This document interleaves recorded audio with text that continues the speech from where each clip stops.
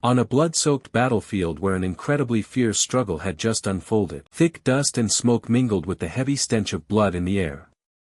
Atop a jagged mountain peak, a somber voice rang out, fading into the wind whistling through the rocky crevices. So this is how it ends. I'm sorry, everyone. I was too weak. These words came from Evan, a young man with eyes full of sorrow.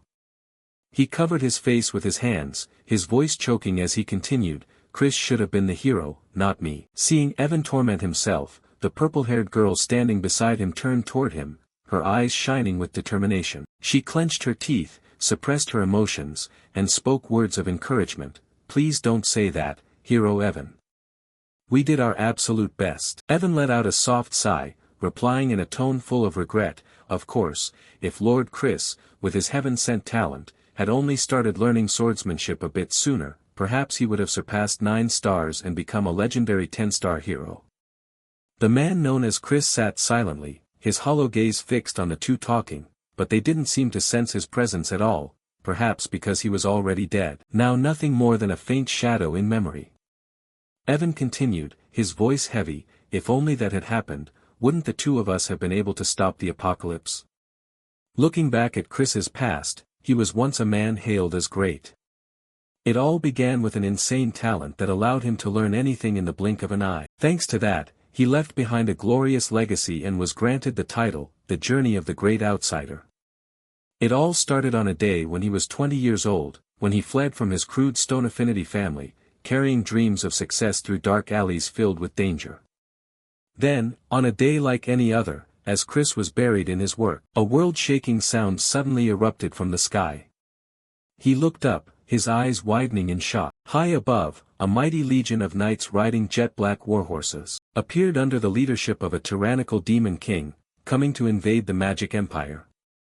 This event would later be recorded in history with a haunting name, the Era of Destruction. In a remote little town, crowds of people gathered around a notice board. On the weathered wooden board, a piece of paper was pasted, the scrawled handwriting clearly stating, recruitment for members to accompany the hero. Seeing the notice, a young man's eyes lit up with excitement as he thought to himself, this is it, a once-in-a-lifetime opportunity. I will surely reach the peak and enjoy wealth and glory once this war is over. But life is not a dream.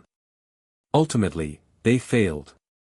In the end, the light realm fell to the slaughter of the demon king, blood flowed like rivers, and corpses were piled like mountains. Returning to Evan's conversation, he continued with a voice full of lingering pain, if only I could, I wish I could turn back time so that Lord Chris would be chosen as the hero. Hearing this, the young man now named Chris fell into thought. A hero? Even if I could turn back time, I wouldn't want to do this all over again. One lifetime of suffering was more than enough. Besides, dreaming was meaningless now that the world was ending. In the sky, a sphere of crimson energy erupted, radiating a horrific source of power. Fierce lightning bolts struck the city below, tearing through space with deafening explosions. Evan, the purple-haired girl, and Chris could only stand frozen, watching the destruction helplessly. In his heart, Chris thought, this really is the end. He closed his eyes tight and whispered to himself, in the next life, if it even exists, I only hope to be born as the son of a wealthy family, living a life of leisure. That was his final thought. The scene shifts to a peaceful room where the gentle morning sun filters through the window, blending with the soft whistle of an autumn breeze. Inside the room, a young man sat quietly, his eyes fixed on his own hands. After a long moment of contemplation, he whispered, I have regressed. This young man was Chris. This time, he had been reborn in the body of a young master of the magic empire. He walked to the window and pushed it wide open. Before him lay a magnificent landscape, majestic castles standing tall and splendid under the sun. Chris muttered softly, the aesthetics here are definitely those of the dark demon tribe. True to its ominous name, this was one of the 12 pillar families of the magic empire. Based on what I've determined, I've regressed 15 years into the past, 15 years before the era of destruction begins. Looking down at the courtyard, Chris was astonished to see large, shaggy demonic beasts carefully tending to a vibrant garden of flowers. He thought to himself, I thought I had experienced everything in my past life, but I never expected to see a demonic beast pruning flowers. He turned to look into a mirror, his gaze momentarily stunned. Not to mention, I know exactly who this bastard is. The person he had regressed into was Christian van Baron Kazar, a notorious name. In another room, a blonde young man was eating dinner with a seductive fox girl. He spoke up, his voice curious, with the noble Van in his middle name. Is he a demon from a branch family? The fox girl nodded slightly, her pointed ears twitching. That's right. Chris is as quick-witted as ever, isn't he? She explained, the house of Count Kazar is a branch of Count Baron, the dark demon tribe. So, is that a powerful family? The blonde youth asked. She replied softly, not necessarily. Even as a branch, they have a solid standing within the dark demon tribe. Not to mention, they are unbelievably wealthy. I doubt you could find a single villain in the Magic Empire who doesn't know of them. The fox girl continued, her eyes sparkling. I heard they have 2 potential heirs, but the eldest son, Christian, is truly a bastard among bastards. He was always causing trouble everywhere, to the point that House Kazar eventually gave up on him. She reached out her hand, her voice dropping. Well, that's all old news now. Hearing this, the blonde youth flinched. Why? Did he reform? The fox girl replied slowly, no, he was murdered by his own kin. The scene shifts back to Chris, his face was dark, and sweat poured down his forehead. He slammed his hand against the mirror, screaming internally, damn it. I only wanted to be the son of an ordinary rich family. And yet I regress into this. Why this place? Why him?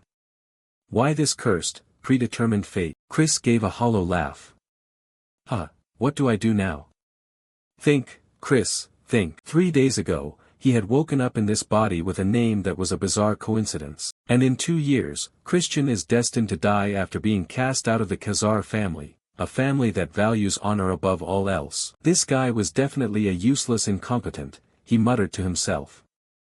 So, if I just live quietly and avoid trouble, maybe I can escape death. Thinking of this, Chris stopped and pondered for a moment. Before slapping his hand against his forehead, his expression turned grim. There was no way that would work, and the main reason was Ragnarok, the apocalypse. The Slaughter Demon King initiated the war to sacrifice humanity and complete Ragnarok. By the time they realized this, it was too late. Both the Light Realm and the Magic Empire were swallowed by annihilation. So if I want to survive, I have to stop the apocalypse, Chris told himself. The Slaughter Demon King is one thing, but the bigger problem is the countless villains within the Magic Empire who are loyal to him. To do this, I must become the strongest, stronger than even the Demon King. And there is only one way, I must become the Magic Emperor and sit at the pinnacle of the Magic Empire. He calculated, I have 5 years before the era of destruction begins.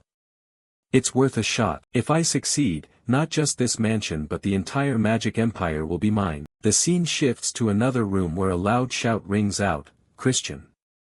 I distinctly told you to stay in your room. This was the office of Count Kazar. Seeing Chris enter and kneel on the floor, the Count's face darkened. He yelled, how dare you show your face here so soon after what you did? Have you no shame? His eyes narrowed, his gaze cold as a blade. If you act out of line even one more time, I will personally take your head. Hearing these words, Chris's face went pale, and a bead of sweat rolled down his cheek. He thought to himself, Count Kazar, he truly has a terrifyingly oppressive aura. But then he took a deep breath and spoke, startling the Count. I have come to apologize for every mistake I have made until now, Father. Internally, he told himself, to carry out the plan, I must erase the useless image Christian left behind. Hearing this, Count Kazar gasped in shock. What? Chris continued in a sincere tone, I am truly sorry for everything I've done. It won't happen again. The Count replied suspiciously, you expect me to believe you, only days after your latest stunt. Are you trying to mock me? Chris thought to himself, what was the most recent trouble he caused before I regressed? I've heard so many stories I can't even pick a specific one. He bowed his head slightly and quickly fabricated a reason. The fact that you've lost faith in me is my fault alone. But didn't I say 3 days ago that I had lost part of my memory? To recover those memories, I reflected on my past actions and realized how wrongly I have lived. My heart beats for that truth. After hearing this, Count Kazar's expression remained unchanged. He replied coldly, I have heard your excuses countless times. Seeing this, Chris immediately followed up, that's right. Verbal excuses mean nothing. Therefore, from now on, I will prove it to you through my actions. He declared solemnly, please send me to the punishment cave.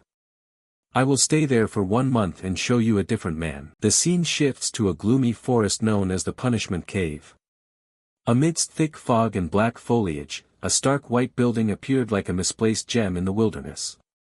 This was a prison reserved for high-ranking demons, a place that didn't just lack light, but tortured all 5 senses, so that any weak-minded person would be mentally exhausted after just a few days.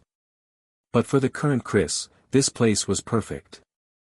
I need a place to avoid the eyes of others, he thought, his eyes flashing with resolve. Returning to the conversation, upon hearing Chris's words, Count Khazar spoke, his voice full of doubt, you intend to lock yourself in the punishment cave for a month? I doubt you'd last half a day there. Chris replied, his voice firm and without hesitation, I fully understand the hardships of that place, but I believe this is the best way to earn your trust, father. At that, Count Khazar narrowed his eyes, his sharp gaze scanning his son. Do you have any idea how many conversations like this we've had? Each time, you only disappoint me further. He stepped forward, his voice deepening. But fine. I will listen to you and give you this one single chance. However, if there is no change after a month, I will expel you from the family. Hearing these words, Chris flinched slightly, his hands clenching until the knuckles were white. He thought, expulsion is a death sentence. There is a long list of enemies lurking, waiting for Christian's life. Once I lose the family's protection, I could be sent to meet my ancestors at any moment. After a moment of thought, he nodded firmly. I understand, but if I prove that I have changed, please grant my request, father. Count Khazar narrowed his eyes, his voice sounding slightly surprised. You sound quite confident, as if you're certain you'll leave that place unharmed. He sighed softly and continued, very well. If you prove you have changed, I will grant you any request. Having said that, he turned to leave, not forgetting one cold parting shot, but don't think for a moment that I believe it will happen. Immediately after, Chris returned to his room, relaxing in his final moments before departing for the punishment cave. Suddenly, the door swung open. The butler, Cox, entered and said respectfully, young master, the punishment cave has been prepared. Chris gave a slight nod. I see. The two of them immediately packed and began the journey. They walked through the grand corridors of the estate, where the light from magic lamps hit the stone walls, creating eerie shadows. Along the way, the servants began to whisper about Chris. One maid spoke up, her voice mocking, have you heard? That useless guy actually volunteered to go to the punishment cave. The other replied, her eyes wide, huh? What is he trying to do now? Remember that recent accident when he insulted the young lady of the poison demon tribe? Chris flinched slightly upon hearing this. The maid continued in a lower voice, you mean the one where the count himself had to apologize? The other nodded. Exactly, how embarrassing. Having to save face before a rival family. Looking at Chris's back, they burst out laughing. Ha! When will that good-for-nothing ever grow up? I bet never, another added. How long do you think he'll last in that cave? The maid sneered, I'd say 2 days at most. Hearing these words, Chris said nothing. He only let a faint, eerie smile play on his lips, his eyes flashing with a cold sharpness. They continued through the corridor, completely unaware of a mysterious figure silently trailing them since they left the room. After a while, Chris and Cox stopped before the massive door of the punishment cave. Cox spoke, we have arrived, young Master Christian. Chris looked up at the towering door before him, which was carved with ancient magic patterns. He glanced around, thinking to himself, using knights as guards, classic magic empire style. Well, as long as it keeps everything away from this cave. Thinking this, he lightly rubbed his neck, preparing to enter, when a voice called out from a distance, brother. Chris turned back to see a familiar face, Thurn van Baron Khazar, Christian's younger brother, the family's model student. Before he could react, Thurn had already leveled his sword tip close to Chris's face. Although Chris's eyes didn't waver, internally he was startled. That was close. Then he spoke, his voice calm, do you have business with me? It doesn't look like you came to say goodbye. Thurn replied, his voice cold as ice, I know for certain you understand that you are the disgrace of this family. He narrowed his eyes and continued, I don't know what schemes you're plotting, but if you continue to defile the family's honor, I will kill you with my own hands. Do you understand? This is my final warning. Hearing this, Chris flinched slightly, thinking, I see. It might have been this kid who killed Christian. I met Thurn during the era of destruction. He was a notorious demon famed for curse magic. So when he was little, he was actually quite cute. It looks like he's been training very hard, but then his expression turned grim. He barked, move. Internally, he told himself that this boy was just a brat, someone who had yet to witness the worst moments of the era of destruction. At the shout, Thurn narrowed his eyes. What did you just say? Chris replied briefly, I said I understand. Now go. With that, he turned his back and stepped into the punishment cave. Thurn shouted after him, I'm serious. If you, but before he could finish, the door slammed shut, leaving him to punch the door in a rage, growling, what's with that attitude? The scene shifts inside the punishment cave. Chris walked forward, his eyes scanning around, but all he could see was an ink-black darkness. He frowned slightly. He couldn't see or hear a single thing. There was only a vague sensation remaining at his fingertips. He thought to himself, they do this intentionally so the prisoner can only feel the items they brought. Otherwise, they'd starve. An ordinary person would definitely suffer a mental breakdown here. But I'm different. I've been through much worse as a treasure hunter, he told himself. Blocking the five senses is exactly what I want, because it helps me sense deeper within myself. Even if I can't immediately reform this trash body, I still have a chance. With the medical skills from my past life when I was a saint doctor, combined with the bone molding ability from the strength branch and knowledge of magic stones, I can definitely do this. He gave a dry laugh. To be honest, I thought I'd never touch magic stones because they're so expensive, but now this is the greatest benefit of a wealthy family. They easily met all my demands, even though I'm a good for nothing. In my last life, Evan and I had to struggle just to get them. Haha. The first step will be the white magic stone, he calculated. It can detoxify the body. Boring as it is, this is a crucial step. I need to use white mana to remove the accumulated toxins. Even a tiny mistake will cause intense pain throughout the body. Chris closed his eyes, feeling the white magic stone permeate his body as waves of cool energy spread through him. A long time later, he opened his eyes and smiled. This is just child's play to me. The scene shifts to the office of Count Khazar. Light from a magic lamp hanging on the ceiling casts down, illuminating his stern features. He speaks in a low, heavy voice, Cox, how is Christian doing? Cox the butler bows and replies, he entered the punishment cave quite obediently, sir. However, I worry that place will break him to the point where he won't even be able to cry for help. Count Khazar rests his chin on his hand, lost in thought. He wonders to himself, was I wrong to send him there? That child with such a promising future, why did he fall apart so suddenly? Did his natural talent make him too arrogant?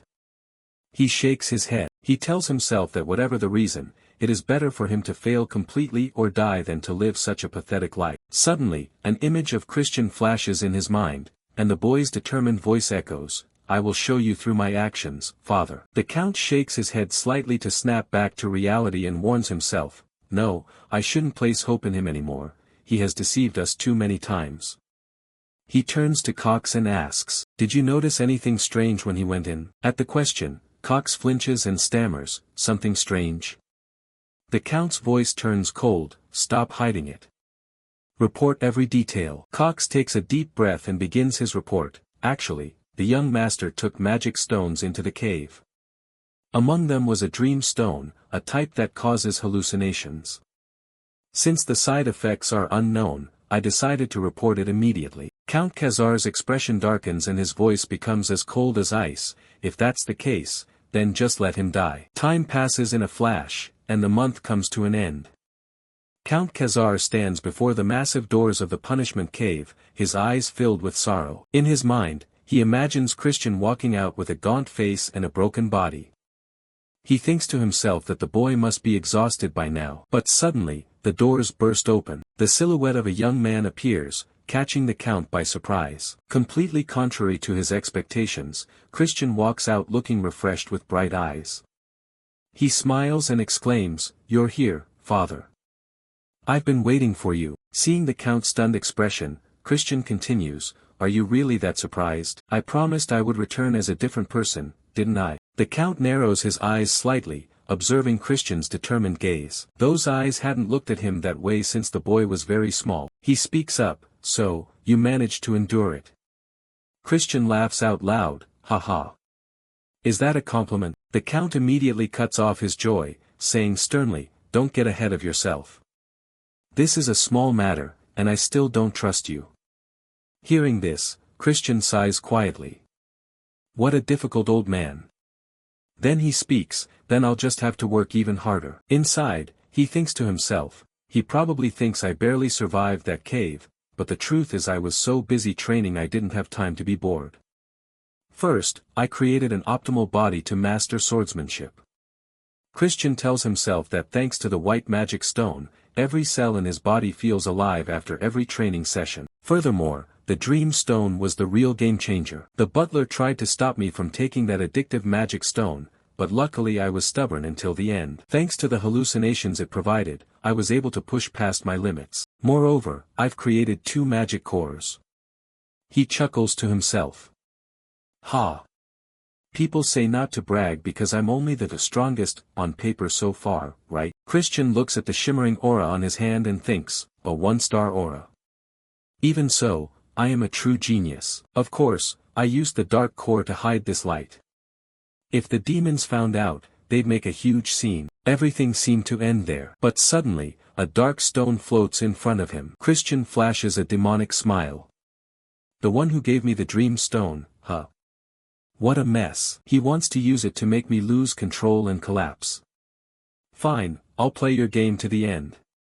I'll use you as a sacrifice for my next big leap. Thinking this, Christian speaks up, "Since I kept my promise, please allow me to make one request." Count Khazar nods, "Speak." Christian continues, "Please allow me to use the Dark Knight's training grounds." Upon hearing this, Count Khazar's face falls. He barks coldly, "A useless person like you has no place there. They are one of the 3 knight orders supporting the dark magic race. You surely know that only the most elite swordsmen are allowed to show their skills there." Christian nods slightly, "I'm only asking to borrow the grounds. The guidance of the Dark Knights will help me progress. I have no intention of joining their ranks." Hearing the answer, Count Khazar reflects for a moment. Then he speaks, "Very well. But remember my warning, do not embarrass yourself in front of the knights. Otherwise," Christian nods, "I understand." Then he adds, "There is one more thing I wish to ask." Count Khazar flinches, his eyes showing a hint of surprise. The scene changes to the training grounds of the Dark Knights. Warriors clad in black armor stand in lines. They look on in bewilderment at Christian's appearance. One of them speaks up mockingly, "Isn't that the foolish young master? Why is he even here?" Seeing the gossip, Christian walks forward and is surprised. They suddenly show respect. "It must be because we are in a magic empire where power matters more than status," he thinks. "Actually, there's another reason I wanted to come here," Christian tells himself. His second request was to enter the library, which made Count Khazar wonder, "The library?" He continued, "If you have a letter of recommendation from Deputy Commissioner Melin, I will give you the key." That was the place where all the dark magic books of the Khazar family were stored. To learn dark magic, Christian needed access. After receiving approval, he nods, "I understand." Then the Count says coldly, "You've probably forgotten that you once sold high-level magic books on the black market for the price of dirt." Hearing this, a few drops of sweat roll down Christian's forehead. He thinks, how on earth did the previous owner of this body live? He really was a perfect piece of trash. Back in the present, Christian walks along casually with his sword, thinking to himself, "Anyway, my top priority is getting the recognition of the deputy commander." Suddenly, a group of people appears in front of him, making Christian narrow his eyes. It turns out to be Thurn, his younger brother. Thurn speaks in a cold voice, "This isn't a place where someone like you can just wander in." Christian sighs softly, resting his sword on his shoulder, and thinks, "It's him again. How annoying. Then he breaks into a smile. Actually, this might be a good opportunity. Thurn approaches Christian, his voice dripping with ice. This is my final warning. Turn back.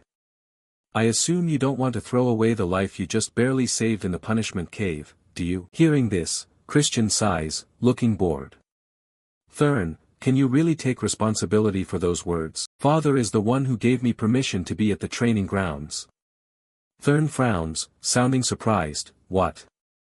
Father? Suddenly, the sound of steady footsteps echoes from afar, and a calm, stable voice speaks up. I respect the Count's decision immensely. But you aren't very trustworthy, young Master Christian. The person who appeared is Deputy Commander Mel Lin, a woman with long black hair and an overwhelming presence. Her presence makes Christian narrow his eyes as he turns around. The dark energy radiating from Mel Lin is clearly at a 4-star level. It seems they want to intimidate me right from the start, Christian thinks. But I've been used to this for a long time. He bows his head slightly and says calmly, Hello, Deputy Commander. Seeing that Christian doesn't flinch at all before her dark energy, Mel Lin frowns, secretly amazed. He can withstand my energy. While she is dazed, Christian speaks, since even the Deputy Commander has to intervene, I suppose there's no other way. I will prove that I deserve to be on this training ground.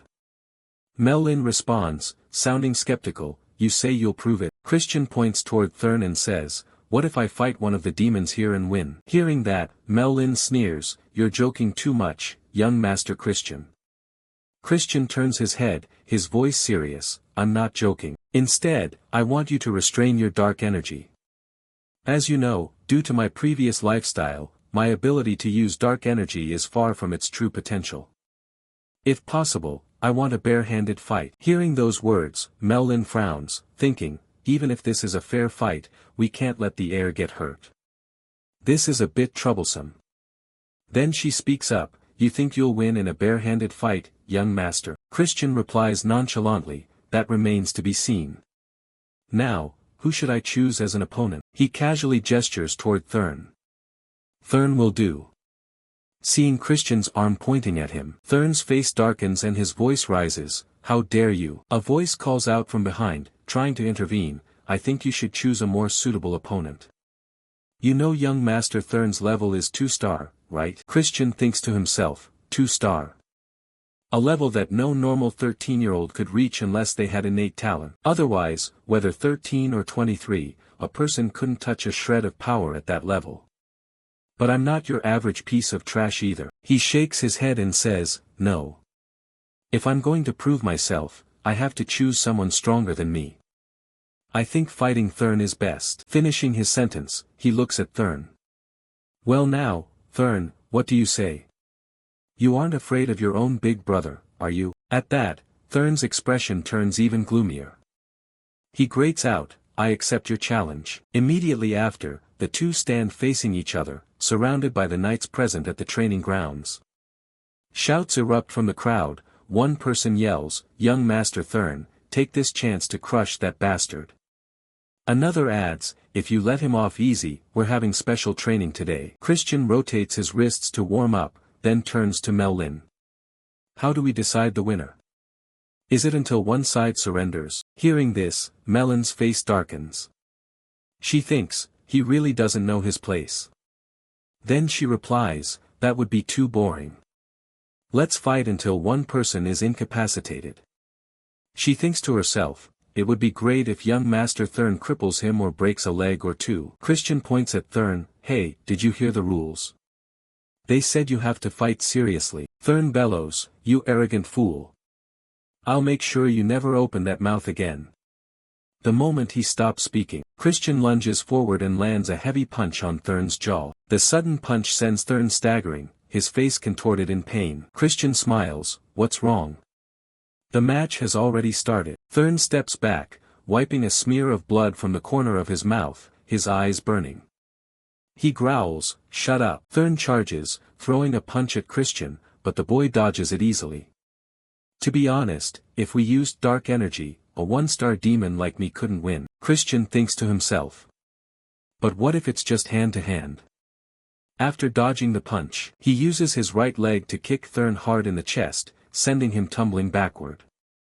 Thurn clutches his chest in total shock. I fought on countless battlefields in my past life, Christian tells himself. Moreover, if I count the light realm power I gained in the punishment cave, I'm already at a 3-star level. The crowd around them is buzzing. One man exclaims, "What did I just witness?" Thurn can't stand steadily, he clutches his stomach with both hands, blood dripping from his mouth. Christian taunts him, "Don't tell me you're crying. Do you want Big Brother to blow on the ouchie for you?" Thurn leans on his thighs, panting for breath. "What kind of trick did you use?" Christian shrugs, thinking that seeing him in this state is quite refreshing. He speaks up, "A trick? No such thing. You're just a bit weak." At that, Thurn's face shifts to pure rage. He barks, "Fine." Thick dark energy radiates from his hands. He roars, "I'll kill you right now." A punch filled with dark energy streaks forward, but Christian dodges it with ease. He laughs, "Oh, you're fast too." To himself, he mutters, "That's right, that's the fighting spirit." Thurn throws a barrage of punches, but Christian slips left and right, dodging with a calm face. Then he swings his arm to block one of Thurn's punches, causing the boy to unexpectedly drop his dark energy before he can even think. Thurn takes an uppercut from Christian full on, his face flies back as he coughs up blood, and he collapses to the ground. That final punch leaves the surrounding knights with their mouths agape and eyes wide. They gossip frantically, "How could young Master Thurn lose his guard?" Another replies, "Maybe he held back his dark energy to avoid hurting his opponent." Ignoring their words, Christian walks up to Thurn. Even Mel Lin is shocked by his performance. She thinks, "It has to be, otherwise, how could he lose?" Seeing everyone stunned, Christian turns to Mel Lin. "What do you think? Is that enough proof?" Mel Lin nods slightly, "Very well."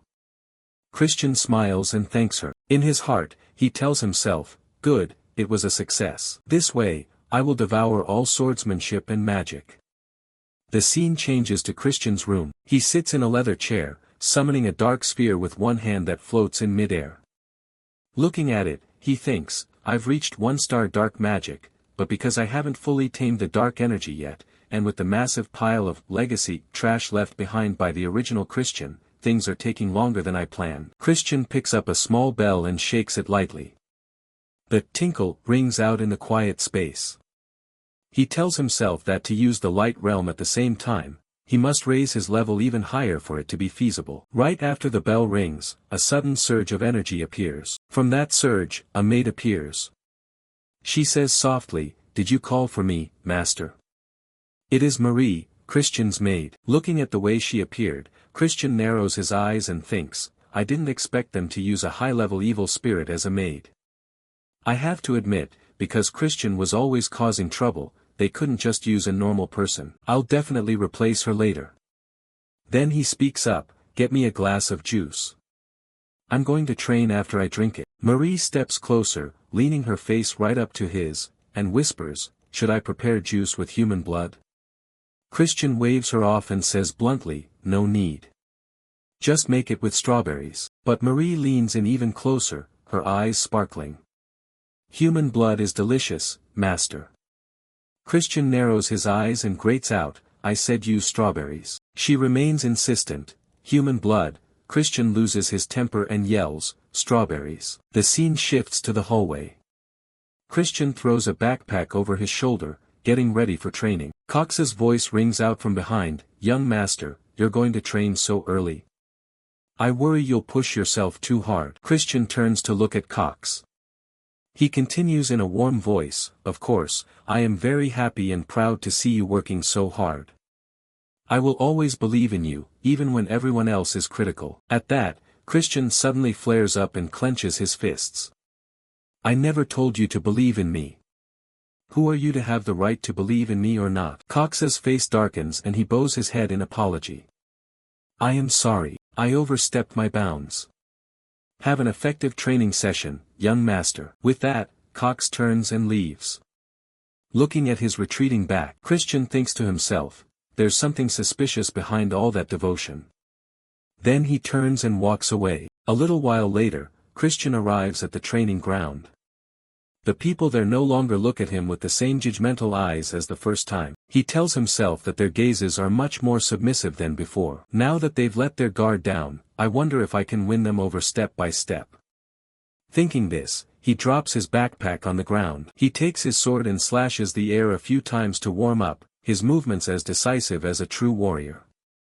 This action is spotted by a soldier. He runs quickly to Melon's tent to report to the deputy commander. Young Master Christian is at the training grounds again today, ma'am. Hearing this, Mel-Lin remains silent, her face clouded with deep thought. What is he calculating?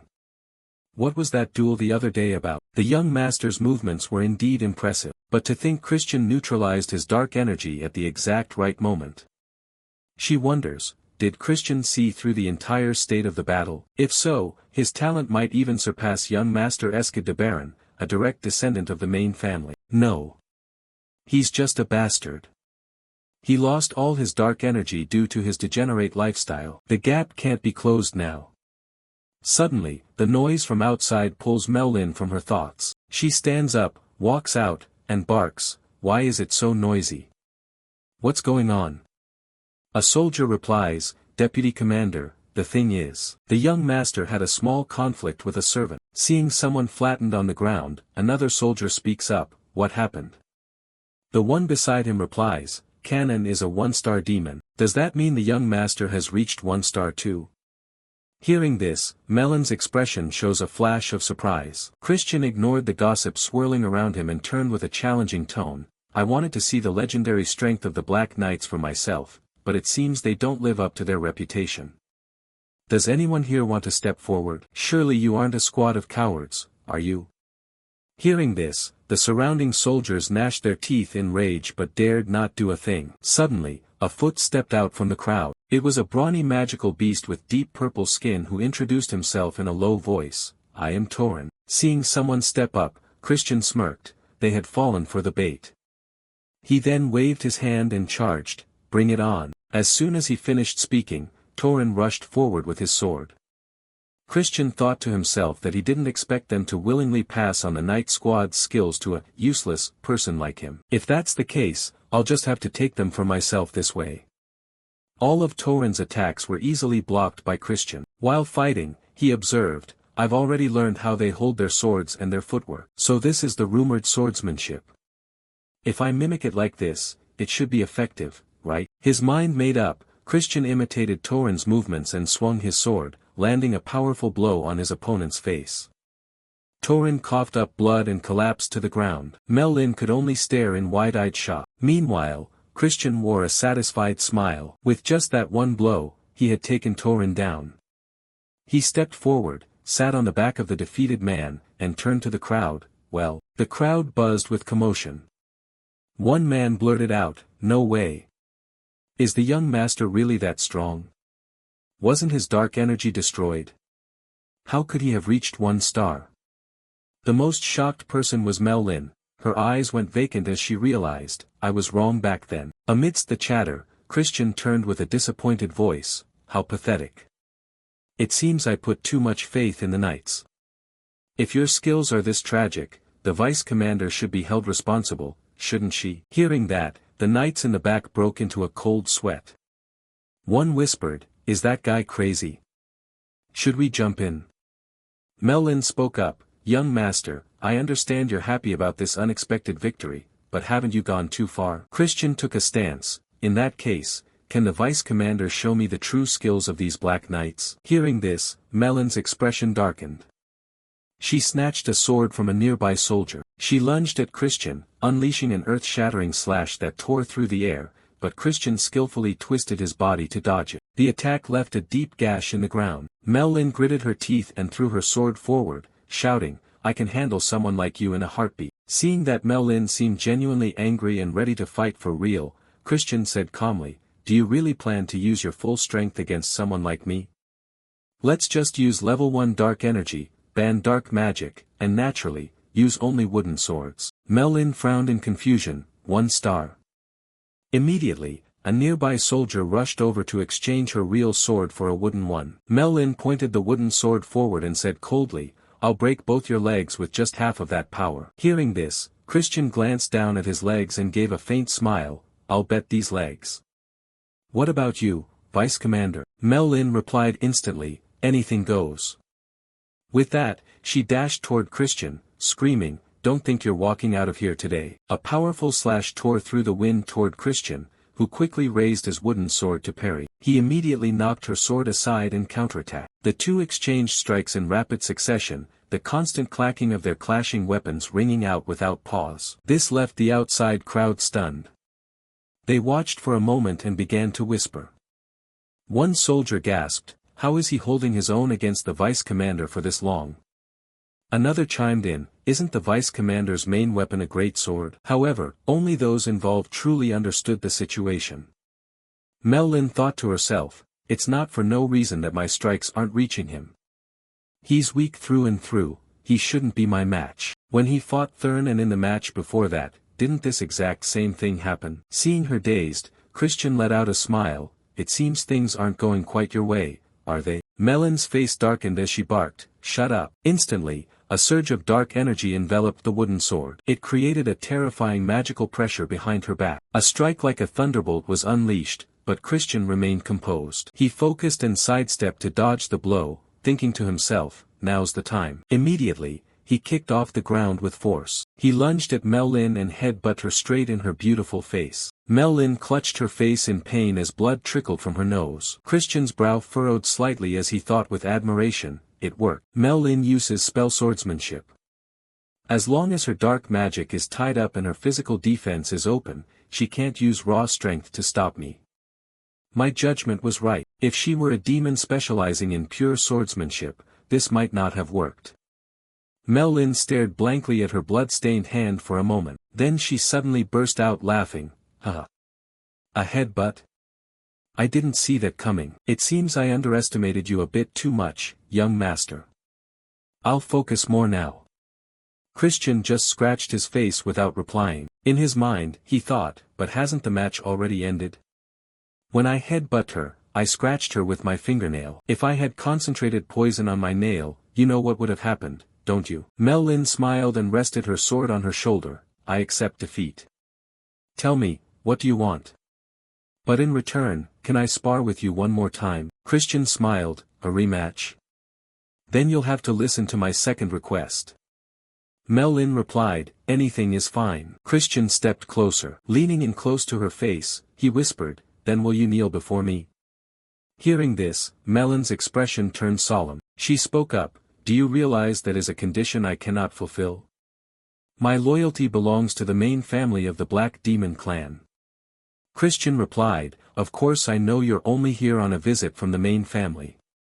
But if I become the young patriarch of the clan, won't everything resolve itself? Melon's voice stammered, young patriarch. That's absurd. The 5 young lords with succession rights are all direct descendants of the main family. Christian gave a cold laugh. There's no law saying someone from the branch families can't be the young patriarch, right? Whatever the conditions are, I accept your challenge. He hoisted his sword onto his shoulder. How about 1 month from now? I need to train some more anyway, but next time, let's set some limits on ourselves. Mel Lin replied, if that's the case, you won't beat me then, young master. Christian shrugged, who knows? In times like these, very few things are truly impossible. Having said his piece, he performed a formal salute and turned to leave. I'll see you next month. On that day, I'll show you exactly where you should place your loyalty. The next day, Christian presented Melon's letter of recommendation to his father. He said, the strength of the demons is very poor, they need to focus more on training. Count Khazar looked at the letter. He recalled a few days ago when Mel Lin came to see him. She had said, the young master is a genius. Even with a low star rank, he managed to defeat someone with a solid foundation like me. He had asked, even you, and Mel Lin replied, yes. It was a rare match that I actually enjoyed. Back in the present, the Count looked at Christian and thought, this kid, this time, he really. Noticing his father staring at him, Christian asked, is there something on my face? He replied, it's nothing. Then he reached out and handed over the key as promised, I'm giving you the library key. Christian took the key and quickly departed. Once outside, he was overjoyed, excellent. I got the library key and changed Melon's mind. She is a demon from the main family of the Black Demon clan. In the era of destruction, she was a 6-star demon. If I want to control the entire demon race, I need to win her over with my own credentials. I haven't fully conquered her yet, but 1 month should be enough, because I'm a genius after all. Thinking further, he smiled at the memory of Count Khazar's expression earlier. Wasn't that the look of a proud father? I guess demons have family feelings too. Who knows, he might even be a better father than the one in my previous life. I won't let you down, Count Khazar. With that, he opened the door and entered the library. The scene before him made him gasp in amazement. Walking around, he muttered to himself, blood arts, summoning research, curses, all things banned in the light realm. He casually picked a book off the shelf. Just as he pulled it out, a pair of eyes appeared behind the shelf, making him jump and yell. Who's there? It turned out to be Marie. She laughed loudly. What other reason could there be? I am the librarian of this place. Looking adorable, she winked. Or did you want to monopolize me as your personal maid? Christian's face went dark. Shut it. Marie looked dejected. Oh boy, those are some blunt words. My heart is just thumping over here. Christian looked like he was about to lose it. He yelled, shut your mouth right now. But Marie only laughed harder. Looking at the book Christian had chosen, she spoke with interest. Young master, that book you picked contains a 4-star dark magic called the Binding Seal. With your current level, I'm afraid you won't be able to comprehend it. Hearing this, Christian snapped the book shut, crossed his arms, and puffed out his chest confidently. It's fine. I'm a genius, remember? Marie fell silent for a moment. Then she made an exaggerated face. Oh my goodness. Ho ho ho. Our young master is not only handsome but also a transcendent genius. Seeing her forced reaction, Christian snapped, don't push yourself too hard. Marie giggled and continued, there's a reason you chose that specific book, right? He gave a slight nod, yeah. I need to catch a rat. The scene shifted to the next day. Christian was running long drills with everyone at the training grounds. While running, he thought, the suspects who murdered me, first is Thurn. No one in the house looks down on me more because I was useless. Next is Cox. Even though he's not a descendant of the clan, he enters and leaves the punishment cave freely. Demons value strength over status, yet he always hangs around me, flattering me incessantly. It could also be a third party I haven't recognized yet. Regardless, they want to see me fall. The evidence is that dream stone in the punishment cave. Perhaps I should play the role of the scoundrel they want me to be. Whoever seems happy when I act out must be the culprit. Reaching this thought, Christian suddenly stopped and shouted, damn it. This is too hard. Then he turned to leave. You guys have fun. I'm getting a cramp early. The crowd watched him go, a mental question mark hanging over them. What's wrong with him? At night, the family was having dinner when suddenly the sound of a crashing plate echoed. Count Khazar yelled, Christian. But he didn't care. He turned to the maid and barked, you should have picked a decent dish for me in the first place. Then he waved his hand dismissively, hey, are you just going to stand there? Remake the food for me. Count Khazar's face darkened. He said angrily, I was truly a fool to think that you had finally grown up. With that, he turned and left the dining room. Watching his father's retreating back, Christian felt a pang of guilt but thought, it's all for the good of the clan. I hope father understands. Call me a demon if you want. I've put all my effort into spreading rumors that I've become a bastard who bullies the maids when they clean up, spending money like water, living a life of debauchery. Looking at the glass of red wine in front of him, Christian yelled, why won't you let me drink wine? Marie laughed, but you are drinking wine right now. He snapped, wine my ass. You turned it non-alcoholic. She laughed it off, you're still too young, the young master shouldn't be drinking wine yet. Christian frowned. What does it matter? I'm a useless person anyway. Marie continued, so you've decided to go back to being a scoundrel. That's fine. No matter what, this lady will always be by your side. Hearing this, Christian frowned and looked away. He drew a magic circle in the air with his hand, but like I said, I'm catching a rat. Looking at the magic circle, Marie was impressed. No way. Have you already mastered the binding seal? Christian smiled, I told you, I'm a genius. I modified it so I can use it even at a lower level. It's not just about the time, I've also been diligently practicing countless spells. Marie bit her lip, are you really a genius? Just then, Thurn pushed the door open and entered. He approached Christian. Seeing this, Christian thought, I guess I have to pretend to be drunk. He put on a drunken face. What's up, Thurn? What are you doing here? Thurn yelled, is this all you're capable of? I thought you had changed for the better. Seeing Thurn's anger, Christian smiled inwardly, he's genuinely mad. That means I can take him off the suspect list. He spoke up, Thurn, I think there's a rat in this house. Thurn looked confused, what are you talking about? Christian stood up and stepped closer, someone wants to see me fall. I'm going to do exactly what they want for a while.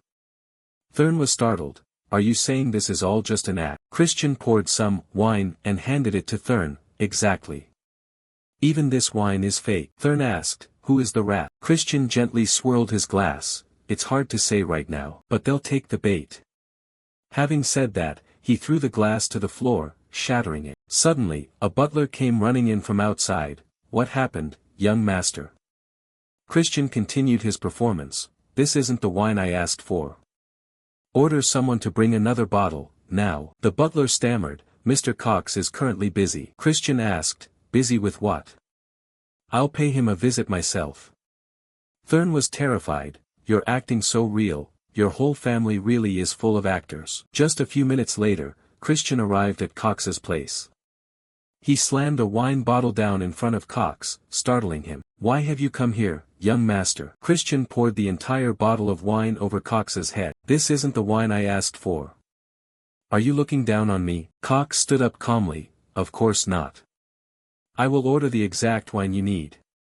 Christian replied, I don't need it. He pointed directly at Cox's face, go get it yourself. Cox's hands tightened slightly, but I am busy with work. Christian slapped Cox's face hard, you plan on working in this state? Go change your clothes and get moving. Cox trembled and gnashed his teeth, I will be back shortly, young master. As he left, Christian watched him and thought to himself, I have to praise his patience for enduring this humiliation. But that suspicious thing. He glanced toward the stack of wine-stained documents nearby, casually picking up a handful to examine them. A smile spread across his lips, there it was. If the butler is indeed a rat, he's certainly involved in the finances, but this still isn't enough, I need clearer evidence, he thought. Just as he set the papers down, Cox walked in. Here is the wine you requested. Christian remained calm, replying, thanks. You aren't angry with me, are you? Cox replied, of course not, how could I ever be angry with you? Christian laughed. Good. I don't know if you realize it, but you're my favorite person. Cox bowed his head. I am very grateful. By the way, young master, I have a message for you. Christian was startled. What is it? Cox continued, your friends wish to meet you secretly at the usual place. Christian thought to himself, friends? Not likely. Cox added, although I don't want you associating with them, I have no right to judge your friends. Christian sneered. Perhaps I'll meet them. Cox replied, yes, as you wish. Seeing this, Christian smiled secretly, everything was progressing better than he had expected. The next day at a tavern, Christian met up with his wicked old friends. They were drinking and laughing. Christian, I heard a rumor that you've changed your personality lately, but I don't believe it. After all, we understand you very well. He suddenly noticed the small serving girl in the tavern and couldn't help but feel disgusted. Forcing a child this small to serve wine, they truly are scum. The two men raised their glasses, urging him on. Come on, drink up, Christian. But he didn't clink glasses, only bringing the cup to his lips to sip, which made them uncomfortable. What are you hesitating for? Bottoms up. Unable to endure their filth any longer, Christian threw the wine glass straight into the fat man's face. The man choked and sputtered, complaining, what do you think you're doing? Christian replied flatly, just testing the wine. Looking at your reaction, I know this wine is definitely undrinkable. The fat man grew flustered upon realizing his plot had been discovered and hurriedly raised his hand to use magic, pressing hard against the serving girl's forehead. In the blink of an eye, Christian knocked the girl unconscious. The fat man was stunned. You know how to use dark magic too? Seeing that no one could stop him, Christian stomped hard on the table and raised his voice, I don't think you should be surprised by this. The two men were terrified by his agitation. Christian grabbed the fat man's head, slamming both of their heads hard against the table. As blood poured out, they begged in terror, "Stop it." The fat man trembled. "Why are you hitting me? Just calm down." Christian pulled his hand back. "It seems you still haven't realized your mistake. In that case, just die." He drew a dagger, his eyes filled with murderous intent. After being tormented for a while, the two begged in fear, "Forgive me, young master." They confessed truthfully, "We were forced to drug you and then forge evidence to frame you. He threatened to expose our drug trade, so I had no choice." Christian stepped closer. "Who ordered you?" The thin man stammered, afraid to speak. He slammed the dagger down in front of him, threatening, "Speak up quickly or I'll chop it off." Terrified, the thin man confessed everything. "Please spare my life, I'll do whatever you command." Christian didn't quite believe it. "Really? You'll do anything?" They both chorused, "Yes, we swear." He barked, "I can't hear you," and the two men cried out loudly, "We swear." Hearing this, Christian was satisfied. "Very well. I will remember those words. You must be loyal to me until death." With that, his magic surged forward, sealing a slave contract with both of them. Afterward, they foamed at the mouth and fell unconscious. Meanwhile, Cox ran in to report to Christian's father. "Sir, something has happened." The father asked, "What is it?" Cox hurriedly said, "The young master has committed murder." Ridden lost his composure and bolted upright. Cox followed up, "According to information from last night, the young master got drunk, killed his table companions, and threw them into the river. This won't be easy to resolve. What should we do, sir?" Hearing that his son had committed murder and hidden the bodies, Ridden hurried away in a panic, not forgetting to order, "Bring Christian to the demon court. I will request the right to preside over the trial personally," he said, his eyes darkening ominously. Seeing his plan about to succeed, Cox couldn't suppress a satisfied smile. At the demon court, Christian was brought forward as the culprit. However, he insisted he was innocent. The judge didn't believe him. "Are you lying to a child? The witnesses are standing right there." Christian denied it, saying that was fundamentally impossible. He looked up at the two men and asserted, "I think there has been a misunderstanding here." At that moment, the serving girl from the day before walked in. Christian smiled, turning the tide. "The servant girl is still very much alive, isn't she?" The two men were stunned to see her alive. The girl took off her cloak and testified, "The young master brought me home after I fell unconscious and even gave me money to pay my rent. But those two over there are the bad ones. They put medicine in the young master's wine." Everyone in the court was confused.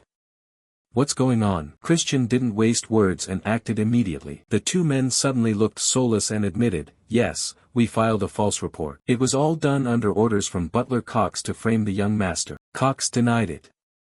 "What the hell are you saying?" He turned to the judge. "Sir, they are slandering me. The young master and his friends are blaming me. This isn't a funny joke." Seeing Cox react exactly as anticipated, Christian sighed. "I knew you'd react this way." He made a request to the judge. "Father, since I am also a victim, may I make a request?" The father wondered, "What request?" Christian smiled. "Allow me to use my status as your representative to interrogate Butler Cox." The judge was taken aback but then accepted. "Very well." Cox stepped up to the defendant's podium to speak but was stopped. "However, if you behave inappropriately, I will revoke your rights immediately," the father warned. Christian replied, "I'll make it quick." He stepped forward and declared, "As the representative of the Demon Emperor, the great leader of the Magic Empire, a member of the Dark Magic race, and the representative of Count Khazar, I will now interrogate the accused." "Cox, are you certain you will answer me with the truth?" Cox raised his hand. "I swear." Christian asked again, "As the representative of the Demon Emperor, I ask you once more, are you certain you will only answer with the truth?" Cox affirmed, "I swear." Immediately, the slave contract was finalized. Cox screamed in pain and confusion. Everyone in the court was amazed. "Is that the binding seal? How can someone like him use 4-star dark magic?" Christian was smug. "This magic has been modified so lower-level people can use it, but it has a side effect, the target must swear twice. You've fallen into the trap, Cox." Cox was furious but couldn't say anything. Christian asked, "Didn't you just swear to tell only the truth?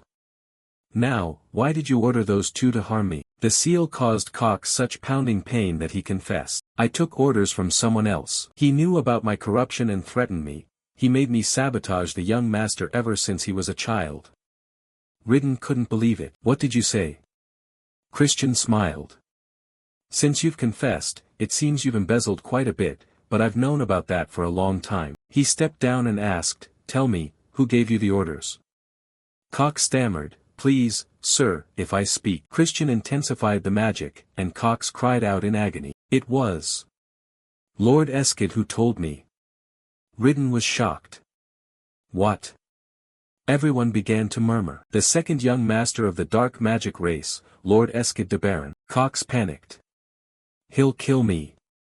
I have to run away." But before he could do anything, Christian drew a sword from a guard, and summarily beheaded Cox. His head fell before the eyes of many. Christian coldly accepted the authority from the count. "I have carried out the punishment for the criminal." Ridden was stunned by the scene. Ridden approached and asked, "Tell me, why this decision?" Christian immediately replied, "If we had let Cox live, that whole main branch family would have plotted to create false evidence to cover it up. We cannot be too indulgent with them. Furthermore, I intend to make everyone here remember the truth about this matter." At this, everyone was surprised. Christian's eyes were filled with deadly seriousness. "Eskid tried to destroy me," he continued, while Khazar only frowned, sweat pouring down his face. Afterward, he opened a magical space and ordered, "Follow me." The two stepped through into a training yard. Christian wondered, "Where are we?" and he replied, "This is a secret training area." There were too many eyes in the courtroom. Then he asked seriously, "Regarding what you just said, do you mean Eskid will cause more trouble because of the succession conflict? A family's power and prestige are tied to the successor they support. Your decision was right, but I feel you acted too hastily. With the current situation, we must support the eldest daughter. The eldest son is not an option, he's a madman, bloodthirsty." Christian looked away and smiled. "There is another option. I will become the successor." The father immediately objected. "That's absurd." He ignored the objection and analyzed, "Someone from a branch family can be recognized as the successor if they are capable enough. That is only a formal regulation, never enforced." "How do you not know that? Then why do you think Eskid is trying to destroy you?" Khazar stated clearly, "When you were a child, you may have been more talented than Eskid, but currently, you lag quite far behind that boy." Christian didn't back down. "I will catch up quickly. But to do that, I need your help, father. Please use your authority to nominate me for the Dark Sacred Rite in 2 months. Ridden questioned, "You must reach the 2-star level to participate in the rite. You've only just reached 1 star, haven't you?" Christian wouldn't give up. "I will reach 2 stars in the next 2 months. Hearing his son say this, he was stunned. "What?" Christian smiled brightly and pleaded, "So please help me, father." After settling everything and returning to the mansion, the servants gossiped, "The young master has changed completely." A maid said, "Lately, I heard the count is personally training him." A male servant added, "You mean that training course that even veteran knights struggle with? I wonder how long he'll last." At the training yard, Christian summarily sliced a monster in 2. His eyes were sharp. He bound it with sludge swordsmanship and finished it with dark scythe swordsmanship. After the strike, he turned and asked, "Right, father?" Ridden was surprised. "I only started teaching him dark scythe swordsmanship today, yet he understands it already." Christian was impatient. "But do I really have to do it this way? Keep them separate like that?" The father was confused. "What?" Christian gripped his sword and lunged forward.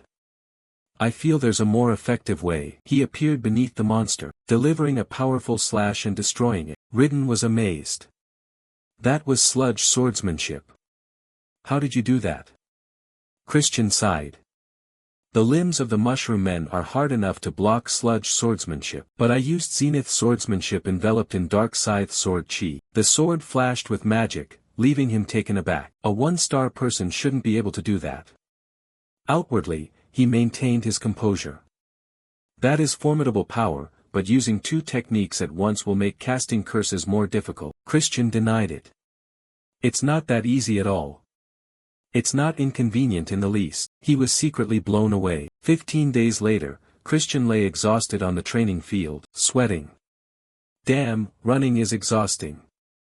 But I can't be careless. Physical strength is the key to increasing my realm. While resting, a voice rang out, "Are you exhausted? The match isn't far off, you know." "I'm very much looking forward to the appointed day." It was Mel Lin. Christian felt it in his heart, she always carried such a strong aura. He stood up to continue training. Yeah. I'm doing my best not to disappoint you." Mel Lin expressed her disdain. "I know your progress has been incredible, but you're still only 1 star. If you don't meet my expectations, don't expect to make me kneel." Christian was confident. "Yeah, I believe that could happen. Regardless, I'll learn something from the match, so it won't be useless." Seeing him talk big, Mel Lin left satisfied. "Still full of vitality, I see. I hope you transcend your limits and satisfy me." He watched her leave and judged that Mel Lin was currently at the high 4-star level. In one realm, there are 3 levels, low, middle, and high. As a high 1 star, I'm still far behind her. But I come from a wealthy family, a wallet warrior. He tightened his belt and gave a cruel smile. Finally, the day of the match arrived. Christian asked Marie, "Have you finished packing the luggage?" Marie replied, "Of course. It's our first trip together, after all. I've dressed very impressively." Seeing this, he was startled.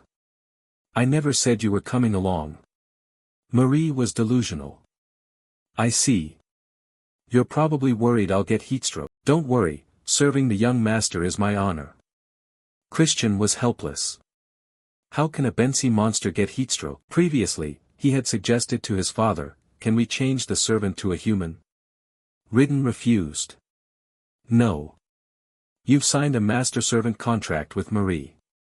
A high-level Bensi cannot be managed without a contract." Christian was angry.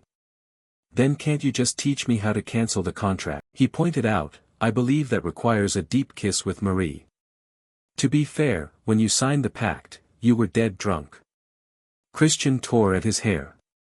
"You're truly useless, you old man." Back in the present, he refused Marie. "Anyway, you can't come with me. I'm going to a crowded place." Marie was disappointed. "But I was really looking forward to this trip." He broke into a sweat. "It's just that your mental energy could hurt other people." Marie said resentfully, "I've been locked up in that mansion for decades." Seeing how pitiful she looked, Christian felt helpless. "Fine, you can come along, but don't you dare show yourself in front of other people." Marie was overjoyed. "Thank you, young master. You're the absolute best." He just brushed her off, saying, "Just follow me." Christian and Marie set off. Marie asked curiously, "But young master, where exactly are we going?"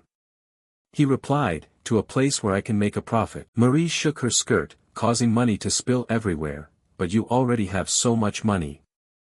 Seeing the coins raining down, he panicked, "That's not a lot." "Put it away." Marie wondered, "If not money, then gold? Land deeds?" He smiled and shook his head, "Wrong." Marie hit a dead end, so Christian gave her the answer, "It's something I used to use back in the day." Thurn suddenly appeared on the carriage, complaining, "You're late." Seeing Thurn, Christian froze in confusion. "Thurn? What are you doing here?" Thurn stated his purpose, "I'm here to keep an eye on you, just in case you start acting like a scoundrel again."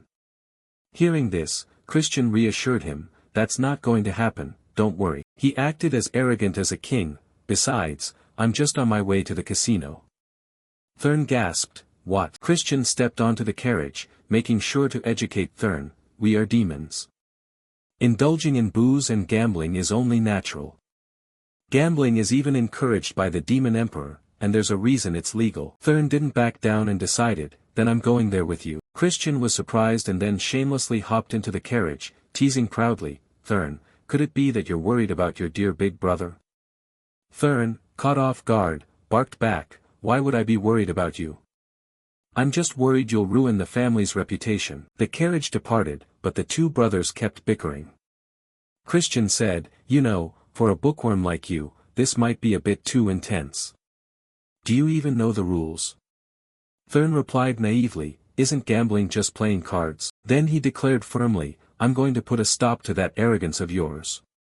Christian teased back, oh, I'm so scared. In his heart, his interest was piqued. Well, my straight-laced little brother, today you're going to turn into a total degenerate. After a while, the two of them arrived in front of a magnificent casino. Seeing it for the first time, Thurn marveled, good grief, I didn't think a building could look like that.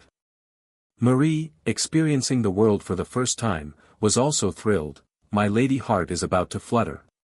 Only Christian remained calm, likely because he had been there dozens of times and was familiar with it. He handed Thurn a mask. Now, stop acting like a country bumpkin.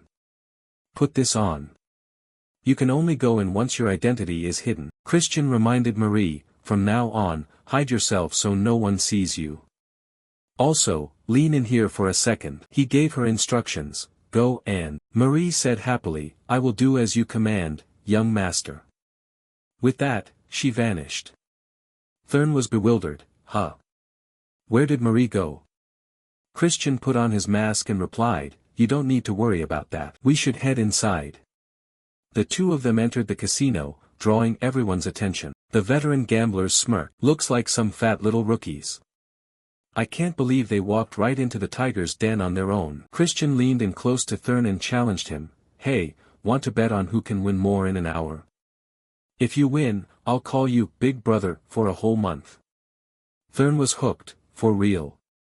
Christian added a condition, but if you lose, you have to call me Respected Emperor Big Brother. Thurn was baffled by the title and turned to him. What? Christian didn't say much more and handed him a bag of money. Here's the cash. If you're scared, just forget it. The fire of competition ignited in Thurn. He snatched the bag and snapped, who said I was scared? I'm going first. His eyes burned with an indescribable intensity. At the blackjack table, the dealer flipped the cards to reveal a natural blackjack. The man next to Christian patted him on the shoulder, a win for the young gentleman. Wow, you're pretty good. Keep playing and you'll make a fortune. Christian pretended to be a clueless rookie, happily scooping up the money. My luck is really holding up today. He calculated silently, this is just the start, they'll let me win a moderate amount, even if arrogant rookies like me place big bets. I know exactly how these scammers operate. Suddenly, a scream rang out. Thurn clutched his head in panic. No way. My hand was clearly good. Another rookie had fallen into the trap. Christian approached him. Hey, maybe we should just go home and sleep. Thurn asked, did you lose too? He replied, I only lost 500 rupees. Thurn didn't want to be outdone. Well, I only lost 1,000 rupees. Those men saw the two brothers talking and began to calculate their next move. Christian was satisfied. Good. Now that everyone sees Thurn is a total amateur, a scammer is bound to bait him. He asked, so, are you going to keep playing? Thurn snatched the money bag. I'm going to win. Give me the money. Christian gave a sly grin. Just remember, I tried to stop you. While he said that out loud, he thought to himself, stop you? I hope you lose everything and become the perfect bait, my dear little brother. Time passed as the people in the casino colluded with each other. They pulled various tricks right in front of him. Christian thought, perfect. Finally, Marie returned and whispered, Master, I found the people you mentioned. He praised her, well done. On the other side, Thurn wailed in agony, I lost. My 10,000 rupees. Marie chirped, I was awesome, wasn't I? Christian gave her a thumbs up, yeah, you were great. The two of them left the casino and went to another location. Marie said, it's right here, young master. He ordered, open the door. The door swung open, and the people inside jumped in surprise, turning to charge at them. Who are you? Christian didn't hesitate, he took off his mask. I'm sure everyone knows who I am by now, right? They recognized him and stammered, why young master? What brings you here? He smiled, get your boss out here. An exclamation rang out, oh my. Young master, have you come to play? It was Grantel, the head of the Grantel Merchant Guild. Famous for his business talent, but in reality, Christian waved his hand, I'd prefer to speak in private. Grantel was terrified. What on earth is this all about? He was blunt, you scammed my brother. I care for him deeply, yet you have the nerve to ask what this is about. Grantel was shocked. No way. Could it be that the person in the mask was? Christian confirmed, that's right. He is the heir to Count Khazar. Grantel waved his hands frantically. Young master, I assure you I only run the casino. What other people do has nothing to do with me. Before he could finish his excuses, Marie transformed, scaring Grantel into a shout, do you want to die? He fell to his knees in terror, bowing his head and apologizing, I am so sorry. If I had known it was the Count's son, I never would have dared. Please, have mercy, Christian asked, those aren't just empty words, are they? Grantel insisted, of course not. I will compensate you. How much will be enough? He said casually, 1 million. Grantel was stunned, what? He fumbled, young master, we don't have that kind of cash on hand. Chris lowered the price, fine, then 200,000. Grantel cried out, is that enough? That's literally our entire fortune. Christian's eyes turned threatening, you also have to give me one more thing. Grantel was helpless, what is it? After squeezing the money out of Grantel, he used it all to buy weapons. Marie was amazed, I didn't expect you to use the 200,000 rupees you extracted to buy tools of war. What a brilliant plan, young master. Christian stroked his hair arrogantly, of course it's brilliant. Marie noticed the sword at his hip, but that sword they gave you, it's grenade. She asked in wonder, isn't that the holy sword that a hero of the past obtained by sacrificing his soul? I heard many demons covet it because the hero used it even after he fell, but now it's completely rusted out. Chris said nonchalantly, it's fine. Everything is going according to plan. Not wanting to hear her chatter anymore, he handed her something, enough already. Take this. You were staring at it the whole time earlier, weren't you? In Marie's hand was an exquisite necklace.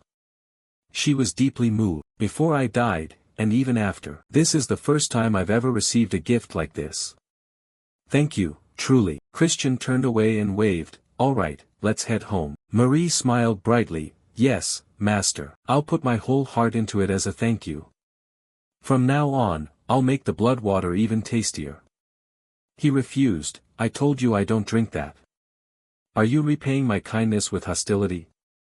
Marie was confused, but it's been in that strawberry juice you've been drinking this whole time, master. Christian felt helpless, can you please not make such horror movie jokes? He brushed off a thought, wait, I feel like I'm forgetting something. Marie wondered too, I'm sure it'll come to me later. Back at the casino, Thurn was still sitting there trembling, with exactly 1 rupee left in his hand. Early the next morning, Thurn was already screaming. The boy came running in. He ripped the blankets and pillows away from Christian, who was fast asleep. Thurn interrogated him, why did you abandon me? I was almost sold off as a slave. Luckily someone recognized me. Christian gave a long yawn, I'm sorry. I knew Grantel would help you out. Seeing his nonchalant face, Thurn roared, how is that even an apology? At that moment, Christian reminded him, by the way, don't you think something is missing? You lost, so you have to keep your promise. Come on, call me respected Emperor Big Brother. Thurn turned pale upon hearing this, breaking into a sweat. He clutched the blanket in his hand, first in anger, and then in resignation. Big Brother. Christian picked his nose, huh? Say that again. Thurn was so mad he tore the blanket apart and screamed, respected Emperor Big Brother. Christian flicked away whatever he had picked and smiled, very good. Make sure to always respect your brother. Thurn was so angry he looked like he was about to vomit blood. He left, but not before threatening, one day, I'll have my revenge.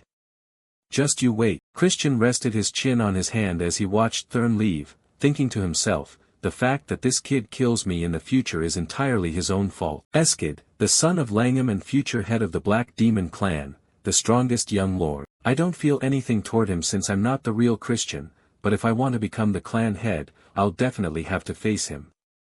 He clenched his fist with determination, just wait. I'll help you settle this score. Thinking this, he looked around and considered his next move. To do that, I first have to win over Mellin. Christian noticed the sword sitting on the pile of luggage. After changing his clothes, he walked over and picked up the sword from the floor. Grenade. There was a time when countless people had tested their strength against it. This sword used to be considered a mere decoration because no one could even lift it. Curious, he gripped it tightly, wanting to see for himself. As soon as he touched it, the sword emitted a wave of resisting power, making his hand throb with pain. He nodded as he expected. It rejects dark energy. Makes sense, it's a creation that uses holy light power, after all. He took some repair tools from a box. You're just a sword anyway. I'm going to fix that dark energy rejecting attitude of yours. Christian gripped a hammer and swung it down hard. Every strike carried an immense amount of energy. But what broke was the hammer, not the sword. He looked at his pile of tools. Does that hurt? He grabbed another hammer. He gave a cruel smile. Brace yourself. He grabbed yet another hammer in his left hand. He threatened, I'm going to keep this up all night. The sword seemed to tremble in fear. A few days later, at the secret training grounds, his father asked, Christian, are you ready? He replied, yes, father. Looking at the woman next to him, he wondered, but who is this? I feel like I've met her before. The person turned around, and he recognized her immediately. Wait. He bowed politely, greetings, commander of the Black Knights. She replied, nephew, long time no see. The woman was Marion, the commander of the Black Knights. She was the daughter of a clan elder, Christian's father's older sister, and a viscountess. She protected the elders, performed secret missions, and oversaw the elite of the elite in the clan. Christian wondered why she was here. Ridden explained, Sister Marion is here to handle the issue regarding Cox. Marion laughed, that kid acted quite insolently, didn't he? Christian wondered, could the elder be trying to protect Eskid? That would be troublesome. He smiled, it seems the elder is quite free to be paying attention to such small matters. Marion replied, actually, he isn't interested in your petty squabbles. He's interested in you. Christian was surprised but determined, this would be his chance to win the man's favor. Marion warned, I don't know if you're brave or just stupid. You haven't even reached 2 stars, yet you dared to challenge Mel-Lin. Why not postpone the match? He gripped his sword tightly. Arrogantly, he said, thank you for worrying about me, Auntie, but I have my own ways. Marion noticed the sword, isn't that grenade? She scolded him, you've lost your mind. I knew you were good at causing trouble, but I didn't think it would be this bad. She asked Ridden, didn't you say Christian had changed? He defended himself, I'm telling the truth, sister. Marion didn't believe it, changed by using a holy sword in a duel. Christian asked, am I not allowed to use it? I just need to win, don't I? Marion remarked, even the clan head failed to tame grenade. It will burn you to ashes. Christian said, is that so? He held the sword firmly without any ill effects, saying confidently, I'm perfectly fine. Marion was suspicious, is it a fake? Seeing she didn't believe him, he tossed the sword over. Want to try it, Auntie? As soon as Marion touched it, the rejection phenomenon appeared. She threw it to the ground. How can you? He picked it up. That's a secret I can't tell. But I can tell you one thing. The reason I can use the sword that even the clan head couldn't is because I'm just that good. Hearing this, Ridden wore the doting expression of an obsessed father. Suddenly, a voice rang out, the young master is still quite the joker, I see. Taming even a holy sword, are we? It was Mel-Lin, stepping out from a spatial gate. Unmoved by his words or his new possession, she countered, so what? You won't live to see the sunrise tomorrow. Mel-Lin's supreme confidence left Christian speechless for a moment. Mel-Lin charged straight at Christian with blinding speed. He immediately raised his sword to parry the blow. Just as I thought, there are no restrictions anymore, he realized. Her power and speed were far beyond what they had been previously. I can't close this gap at all right now. Their blades clashed, producing a bone-chilling screech of metal. Christian's sword erupted with holy power, causing Melon's blade to warp and distort. Ridden and Marion watched from the sidelines in disbelief as the holy sword's power pushed back the dark energy. Ridden exclaimed, with that level of skill, hasn't he already surpassed what I was at his age? Marion countered, that's not the end of it. Watch how that child moves to wield the holy sword. She pointed toward the 2 combatants. The sword containing divine power was quickly enveloped by Christian's own mana. He delivered a powerful slash toward Mel-Lin, sending her flying backward. Ridden marveled, incredible power, but it looks like his dark energy is fluctuating. Marion corrected him, no, he's controlling the dark energy in bursts to avoid the holy sword's rejection response. Mel-Lin retreated to a safe distance. Christian arrogantly asked, well. Does this battle satisfy you? Mel Lin replied, I've been thinking about this for a while now. You're predicting my movements, aren't you? Christian laughed. I happen to have a pretty sharp eye. Every sword technique has a tell. You have to lift your arm before you swing down, and to do that, you have to move your muscles and upper torso. This is true for both beginners and experts. Mel Lin let out a sigh, and then activated her magic. Then how about this? The sudden magical assault forced Christian into a defensive position. Mel Lin smirked. Dark Knights are magic swordsmen. I almost got into trouble there. Suddenly, a blinding light flashed. Christian chirped, that was good, but luckily I'm fine. Mel Lin was left helpless when she saw the item around his neck, a purification artifact. Christian turned to Ridden. Father, I'm alive thanks to you. Ridden tilted his head. Wait, shouldn't that be in the secret vault? Christian admitted, I have a bit of a habit of borrowing things sometimes.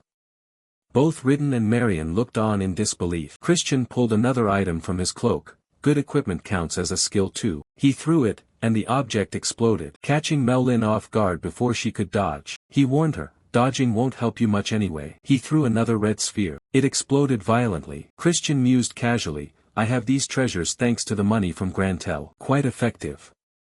He didn't underestimate his opponent. He shouted, I know you're still alive. Come on out. A sword lunged out from the sea of flames. Christian nonchalantly delivered a strike, and parried Melon's blade. Her sword shattered into pieces, leaving her completely exposed before him. Ridden bragged to Marion, look at that, sister. I told you the boy was a genius.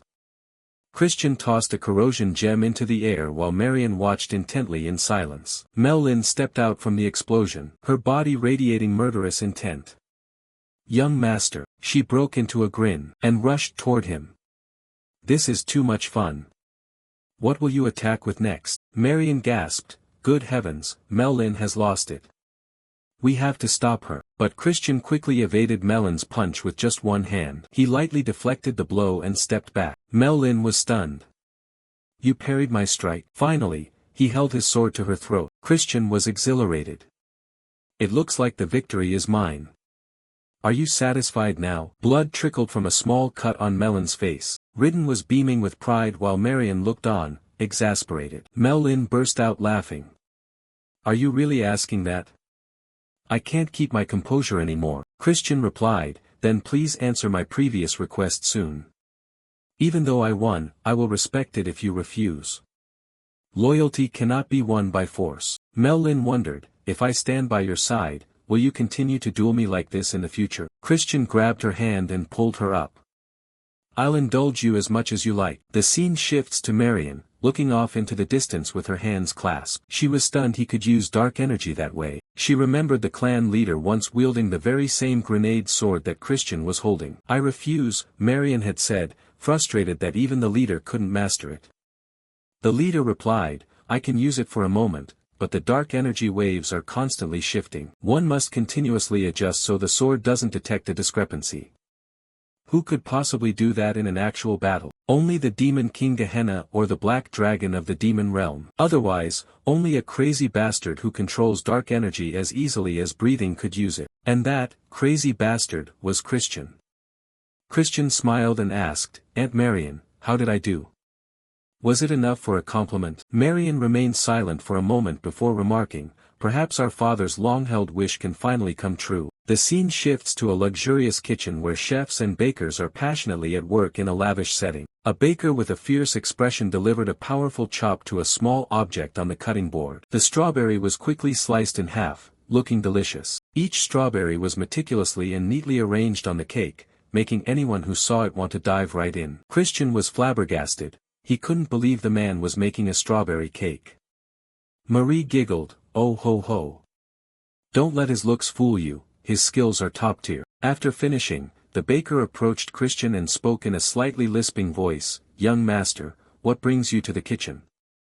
Christian stood with his hands on his hips. To make some cookies. Marie asked in surprise, you're making cookies? He replied confidently, to give to someone. Hearing this, Marie leaned against Christian and wailed, is it for another woman and not me? Christian yelled back, good grief, it's not what you think. But yes, it is for a woman. Seeing this, the baker politely offered, perhaps I could help you make the cookies, but Christian refused. No, it's important that I make them with my own hands. Christian closed his eyes with pride. It might not look like it, but cookies are. Before he could finish, a bright red liquid splashed right onto his face. It came from the mortar of two fierce-looking bakers who were pounding away at what used to be strawberries. Christian panicked. Hey! Are you sure they aren't putting blood in the strawberry juice? Marie only responded with a laugh. Once everything was done, Christian brought a box to Marion, who was preparing her horse for the journey. He called out, Aunt Marion. Marion stopped and asked Christian, what is it? He smiled politely. I heard you were leaving, so I came to say goodbye. Marion praised him, I appreciate that. You must still be tired after yesterday's match. Christian handed her the gift box. I'm fine. I have a gift for you. Marion opened the box to find beautiful cookies of various shapes and colors neatly arranged. She was surprised. Cookies. Her eyes lit up, though her voice remained serious. You didn't need to go to such trouble. Christian was cheerful. I was just happy to see you again and wanted to make something. Ridden, standing next to Marion, stroked his chin. So that's when he found out. Aunt Marion, is there anything you like to eat? He had asked. Ridden realized, aha, so this is why he was like that. He deserves credit for knowing how to win people over. While Marion looked at the cookie box hesitantly, Christian spoke up, please try one. I made them myself. Marion asked, really? You made these? She put a piece in her mouth, and from the very first bite, she was shocked by how delicious it was, though she quickly regained her composure. Ah, it's quite good. Christian laughed. I'm so glad you like them. Marion said, I must give you something in return for this wonderful gift. Do you have a wish? Christian's eyes turned sharp. He said, if possible, please become my real aunt. Marion grew serious. Since we share the same blood, I'm sure your words have a deeper meaning. I heard from Ridden that you are training for the dark sacred rite, correct? Christian smiled and nodded. Marion continued, I see. So you want my support in the upcoming succession battle? She bowed her head and sighed. Unfortunately, I cannot grant that wish. She explained, as you know, the elders of the main branch must remain impartial toward the candidates. That is the law. Christian replied, no, I am making a sincere request. I simply want to be closer to you. Marion asked, that's absurd. You really have no other motive? Christian remained calm. Of course. Though if you were to support me and help me in secret, I certainly wouldn't refuse. He looked at Marion with wide, shimmering eyes. She said while eating a cookie, I don't hate your honesty. A nephew who makes delicious cookies just for me, I can only cheer you on. Christian smiled radiantly. Thank you, Aunt. Marion asked, but in return, can I have more delicious cookies next time? He replied, that depends on you. Both of them ignored Ridden, who was nearby wiping away touched tears. Christian playfully blew a kiss. If you make me sad, I might sulk and stop making this flavor. The childish action made Marion laugh, but she abruptly asked, Christian, what do you think about joining the Dark Shadow Corps? He hesitated. Marion tried to persuade him, you stood out in your match with Mel-Lin. You could surpass the elders, but your opponents won't be easy to defeat. I worry your talent might wither before it truly blooms. Christian replied firmly, if I fail to follow my own path, I'd rather be dead. He confidently declared, I understand your concern, but I don't intend to lose. Marion looked at him and thought, such unreasonable confidence. But this child might actually succeed. She said, I understand. You're a devil anyway, I can't stop you from walking a path of blood. She mounted her horse and emphasized, be wary of the eldest daughters. Ridden spoke up, be wary of Julianne and not Eskid. Isn't she the most elegant one? Marion gripped the reins tightly. You will soon understand. Christian laughed. Thank you very much, I will keep that in mind. Marion turned back and gave a small smile. Until we meet again, my nephew. After she left, Christian went to his room and flopped onto his bed. The space was unusually quiet. He thought, father and aunt are both very strong, reaching 6 stars. But I haven't heard much about them in the previous Great War. How many powerful warriors are there in the Magic Empire? Certainly enough to easily overwhelm the Kingdom of Light. He remembered his past life, where the Kingdom of Light withered before the fires of the Great War. I don't want history to repeat itself. Christian's palm clenched as his resolve rose. I have to get even stronger, even faster. A month later, his father called him. You called for me, father. Ridden rubbed the bridge of his nose. Yes, I have something to say. But before he could speak, his eyes went wide with shock. Standing before him was Christian, looking different and dashing. Wait, you've reached 2 stars already. Ridden, with cold eyes, thought to himself that achieving such growth in just a single month was incredible. Christian shrugged slightly and asked, I don't understand why you're so surprised, father. I gave you my word, didn't I? One side was interrogating while the other was seething with anger. Ridden placed a letter in front of him, having received word from the main family. He sighed, his face darkening. I submitted both your name and Thurn's as candidates for the Dark Holy Rite, but they only accepted Thurn. The reason hit Christian like a punch to the heart, his wasteful spending, and his flirtatious, flighty behavior had ruined everything, destroying property while drunk and even stealing. It was all true. Hearing this, Christian felt as though his soul were drifting away. He fainted on the spot. Ridden shouted in a rage, how dare they look down on my son? Christian woke up and asked if Viscount Langham had made this decision. After Eskid's misconduct, the Viscount shouldn't have much of a voice left. Suddenly, both of them spoke the name at once, Loin de Baron. He was a direct descendant of the main family and the rising star of the Dark Holy Rite, a ritual where candidates absorb pure darkness from a negative dimension. Because the supply of darkness was limited, they participated in semi-official life and death matches to determine their rankings. Those who ranked higher claimed more darkness. This ritual decided which young lord would become the official candidate to inherit the clan. If Loin won and monopolized the darkness, achieving Christian's goal would become even more difficult. Ridden stood up and approached him. Don't worry, I'll speak with them. If I fail, I'll ask Marion for help. Christian said, there's no need, father. I'll settle this myself. Ridden placed a hand on his shoulder. I know you have talent and that you've changed, but you can let the adults handle this. Christian looked at his father tenderly. I appreciate your kindness, father. But his face suddenly twisted into a sinister, devious expression. However, I have my own way. It was clearly up to no good. He asked, is there any child of Count Tyraman participating from the branch families? Ridden replied, yes, Count Tyraman's 3rd son. He shouted in anger, that scoundrel sided with Loin and said you weren't qualified for the Dark Holy Rite.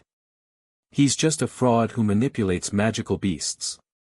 Christian watched his father scream and tried to comfort him. Calm down, father, I just need to prove myself. The Tyraman family is about to host a dark medicine hunt. I will participate as the leader. A smirk played across his lips. The sunset glowed over the magnificent castles below. In a dark room, the clan leader held a golden hammer and scoffed. I find it hard to believe. That child. I remember him as the brat who called himself a genius, but he was nothing but a fake. Marion stood there reporting, he is different than before. The clan leader asked, do you believe this child can fulfill the wish I have held for so long? That wish was the only reason he stayed alive, even refusing death through forbidden dark magic. Marion broke into a sweat. I cannot be certain, but he is the closest person to what you desire. Silence filled the space as the clan leader muttered, truly interesting.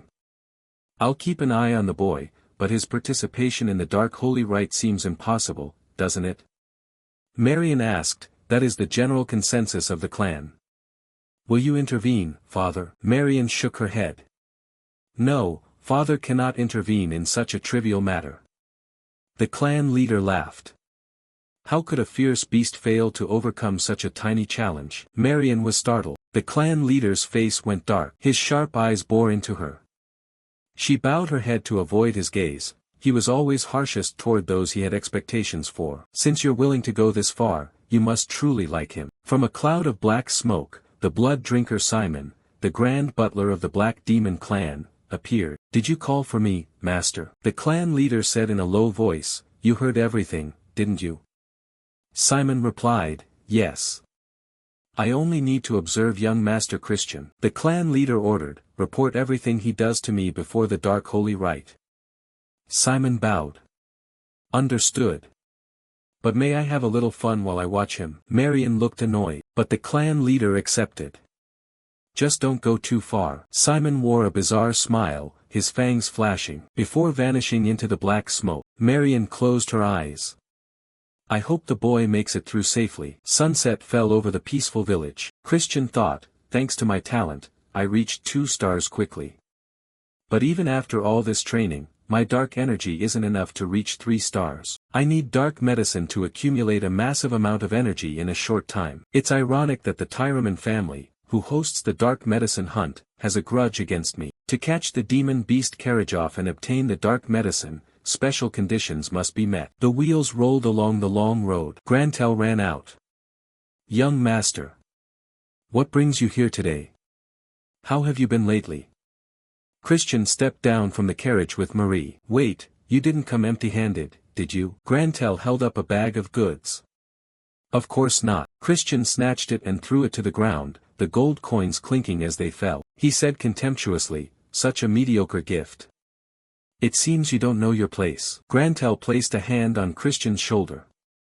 I've heard you're involved in all sorts of illegal activities. Someone ran up and shouted, does dodging casino taxes bring in a profit? What about the items you swindled from the merchant guild? What do you want me to do, young master? Christian released the commoners who were being harassed nearby upon hearing his name. I'll let it slide this time, but stop these activities that cross the line. Understand? Grantel nodded, yes, yes. Christian put an arm around him. Find me some dark medicine. Grantel trembled, sweating profusely. Dark medicine. Prices on the black market have spiked lately. Christian turned to Marie. Are you ready? Marie transformed into a monster with razor-sharp fangs. My torture skills are top-notch. Grantel knelt in panic. I'll get it right away. Isn't it much easier when we cooperate? Christian winked. By the way, get me a knife sharp enough to cut through armor. Grantel looked bewildered, not understanding what he intended to do. After finishing his business, Christian left, leaving Grantel behind. He cursed and cried at the same time, you bastard. Marie asked, are we going home, young master? He replied, no, I have one more place to go. He noticed something in the distance. Can you have the driver stop here? The carriage screeched to a halt. Christian walked into a shop. Welcome. He looked at the menu. I'll take this. A pink potion bottle was placed on the counter. Marie whispered, do you need an aphrodisiac? Inside the shop, Marie kept looking at Christian with suspicious eyes. It made him break into a cold sweat, his face turning pale. Suddenly, he turned around in anger. Hee, master, could it be? Marie smiled bashfully. All right, I understand. Hee. Christian snapped, I told you, that's not it. Marie's face went dark. It's not for me, it's for someone else. Christian gave a slight nod. Perhaps it's for the count. The shopkeeper couldn't believe what he had just heard. Christian said sternly, considering my father's age, he needs better care. He pointed directly at the shopkeeper. For the count's honor, you must keep this an absolute secret. The shopkeeper nodded. Yes, I'll be careful. The scene shifted to Thurn accompanying his father to meet Christian. His father patted Thurn on the back, making him tremble. Thurn mentioned the title, my respected Emperor Big Brother. I heard hunting for dark medicine is very dangerous. Please be careful and don't get hurt. Christian winked teasingly. Oh, so you're worried about me now? Thurn turned red. I'm only worried because we haven't had a proper duel yet. Ridden stepped in. Now, you two, stop bickering. Go and make those Tyraman bastards shut their arrogant mouths. Christian smiled brightly. I'll bring back good news. But what's with this emperor thing? He patted Thurn on the shoulder. You don't need to know, father. At Count Tyraman's estate, the scenery was picturesque with rustling leaves under the sun and blue sky. A sinister servant blocked the door. I'll say it again, you are not allowed inside the Count's villa. Christian and his teammates were furious. How dare you say that after making us wait? Do you know who he is? Christian listened quietly as the butler said, young Master Aloys gave the order. He has no time for a bastard, low-life scoundrel. Killing intent erupted from Christian. He said in a low voice, "Are you suggesting I find my own lodging?" The butler trembled, sweating. "That is correct." A teammate prepared to charge. "Young master, I'll bring you his head." But Christian stopped him and stepped closer to the butler. "And what about the lodging fees? Can I send the bill to Count Tyraman?" The butler gave a forced smile. Under the sun, the fountain reflected the magnificent palace like a mirror. Christian led everyone into a grand hotel. The butler asked, "How much does this place cost?" He said generously, 100,000 rupees. "It's rare to get to spend someone else's money. My luggage is in the lobby. Everyone has 1 hour to settle in, then we go for drinks." His luggage emitted a brilliant blue light. Marie suddenly flew out. "Master! This villa is amazing." She was enchanted. "It's perfect for serving you." Christian felt helpless. "Why are you here?" Marie hopped around. "I hid in the luggage. I promise to be your maid forever." "Master, you're so cute when you're embarrassed." He sighed as he looked at her expression. "I suppose you missed this woman." Aloys, Count Tyraman's third son, received the bill and was furious. "What is the meaning of this?" Christian sneered. "You told me to find my own place to sleep. I just did as I was told. What did I do wrong?" Aloys roared, "I don't stay in mediocre hotels, so I just bought a villa and transferred it." Christian mocked him, "You're not exactly getting warm feelings from the money, are you? You're a pathetic bunch who doesn't know how to welcome guests. This is a small price to pay to teach you some manners." Aloys bit his lip and gripped the paper tightly. He summoned a black panther. "Do you want to die?" Christian thought, Tyraman's suppression technique binds magical beasts through fear. Unlike the Alliance's taming, it uses a secret formula to paralyze their reasoning, causing hallucinations of fear and euphoria. "It's more complex than I thought, hard to learn quickly. For now, I'll just beat him to a pulp." He ordered Marie, "Eliminate that cat. I need a weapon." A sword appeared in his hand. He provoked him. "What are you waiting for? Charge like a demon." Aloys ordered the panther to attack. "You bastard.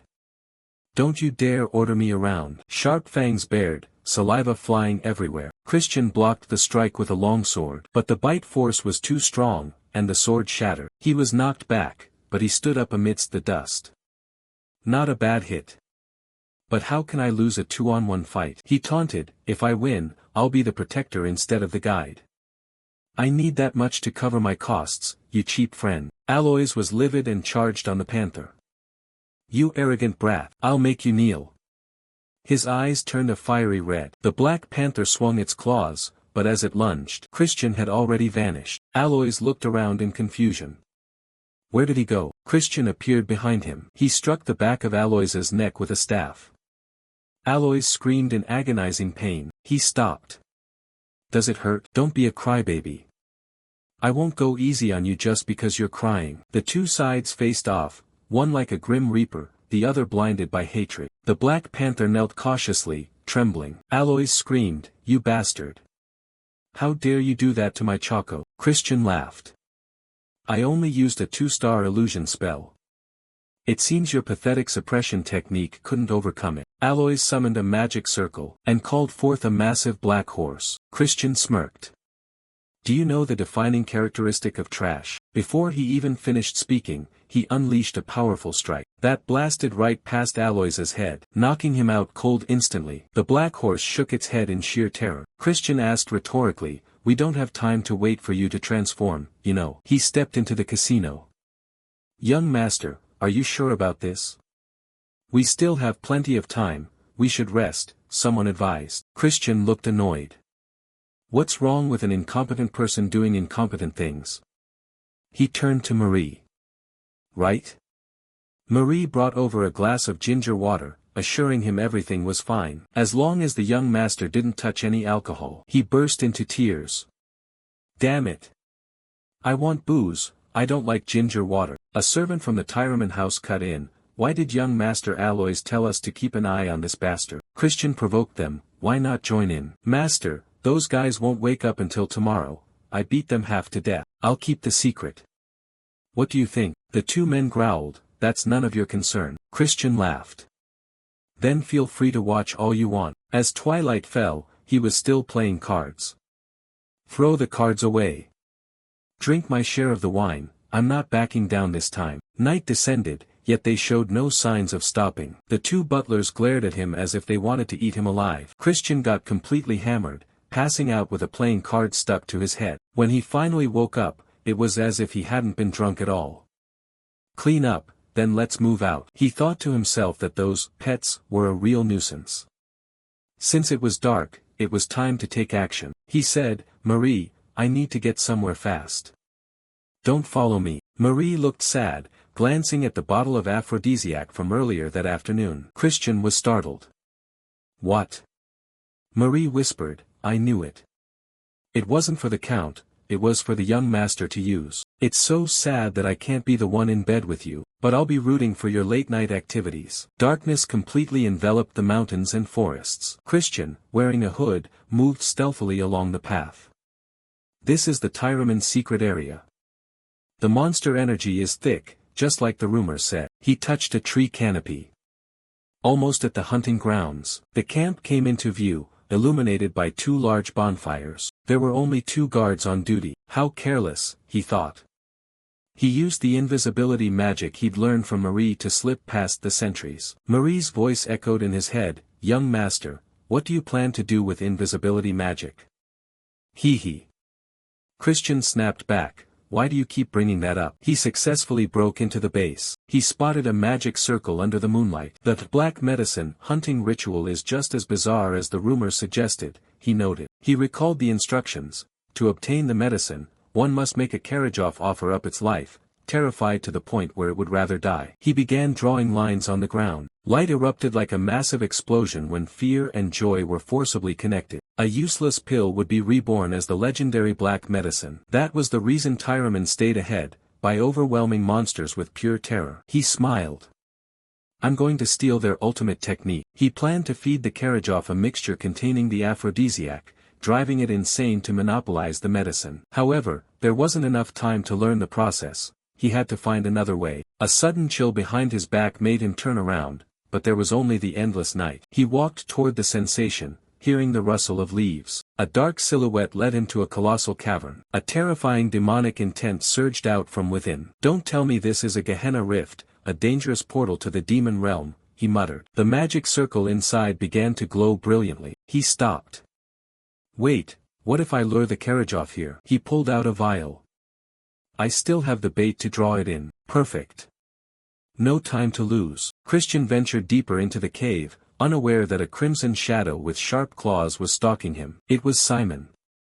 I didn't expect this kid to be so entertaining. Beating that Tyraman guy half to death while making the supervisors lower their guard with his incompetent act. Every single move he makes is within my sight. Simon smiled, his fangs glinting. This makes me want to play an even bigger prank on him. He stepped onto the magic circle. He reached his hand into the rift. A gray substance flowed down, creating a ghastly scene. A voice echoed, "What is your wish?" Simon licked his lips, reaching further into the rift. The next day, when the hunting hour arrived, a man slammed a flag into the ground. It was none other than Aloys. Christian was present in his group. Observing, Aloys probably thinks he looks so cool, even though he just got trashed. Aloys barked, "Shut up, you fake. Why are you carrying a holy sword when you can't even use it?" Christian replied, "It's still more effective than a stick. Want to try it?" Aloys changed the subject and barked orders, "Lure the beast to the altar. Whoever was assigned to defense, follow me and stand by it." Simon was silently watching from a distance, but Christian had clearly already detected him. Aloys urged Christian to answer, but he simply said, "Whenever you're ready." At the altar, a guardian told Christian to move out of the way. "You're interfering with the hunt." Christian said coldly, "Stay there if you like, but don't come crying for help when everything goes to hell." His words infuriated the man, but Aloys cut him off, "Don't tire yourselves out before we even start. The useless one can go guard the flag." Christian declared, "I will protect this flag with my life," then sat under a tree, muttering, "I want to see them try their best, before they accidentally fall into my trap." He had his dagger and the aphrodisiac pill ready. The other group began searching the surrounding area. Hearing a sound, Christian knew the beast was approaching. Finally, the Karajov appeared, a level 4 magical demon. Christian asked, "Why does it look so goofy?" Its appearance was strangely cute. The others asked Aloys if he was ready. "It's time," the beast man in the group urged, "use the subjugation skill now." Aloys raised his hand to chant the spell. While the Karajov slammed its beak into the ground, teammates cast slowing spells, supporting Aloys as he approached with the subjugation skill. Suddenly, the look in the Karajov's eyes changed. It roared and turned toward Aloys. Terrified, he raised his hands to resist, but he was sent flying by a powerful slap. Everyone noticed the poison emanating from its small feathery tentacles. They hurriedly formed a defensive line around Aloys, but Christian shook his head, thinking it was useless. "It's lost control because of the aphrodisiac I gave it." Aloys covered his nose. Luckily they had taken the antidote beforehand, but it was still dangerous if this dragged on. He called out for them to stop it. The Karajov lunged into the air, aiming straight for Aloys. The group screamed his name. Aloys closed his eyes in fear, but he snapped them open when he saw Christian standing right in front of him, blocking the blow with the holy sword. Christian mocked, "The Tyraman house is truly pathetic. To think they forced the flag bearer to step in." He said, "I'll save you if you call me Big Brother." Aloys cursed, "You're insane." "Why would I do that?" Christian asked back, "You really don't want to?" "It's not like I'm not famous or anything." The others began coughing from the poison. Aloys gritted his teeth, realizing he was right. He finally begged for help. Christian replied, "Keep your promise." Then, he slammed a heavy blow into the Karajov's head. He used his own version of the subjugation skill, creating chains around one side of the beast to restrain it. Aloys was stunned. "How did you do that?" Christian laughed. "You really think your house is the only one that knows how to use it? To me, an intermediate subjugation skill is nothing." He spun around and grabbed the chains, pulling them like reins as he leaped onto the Karajov's back. It shrieked and began running wildly. Aloys screamed, "Wait, there's a rift up ahead," he tried to warn. But Christian smiled. "I've known about that since last night." He charged straight toward it. The Karajov was in a state of pure panic. Christian said, "This must be the first time it's felt the malice from Gehenna. Feel the fear." Its glowing red eyes turned a vivid gold. Christian gripped his dagger tightly. He stabbed through the beast's shell, killing it on the spot. The rest of the group ran over. "Are you okay? This cave is dangerous, we need to get out fast." Christian replied, "Don't be so weak."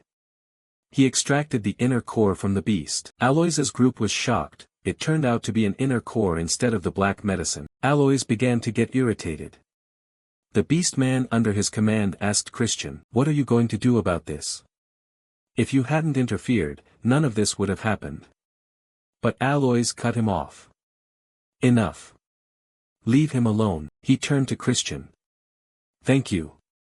Thanks for saving my subordinates. You helped them finish without anyone getting seriously hurt." Christian was surprised by Aloys's admission, thinking to himself that he felt a bit bad now, even worse knowing he had swapped in that aphrodisiac pill. Regardless, he still had to do what needed to be done.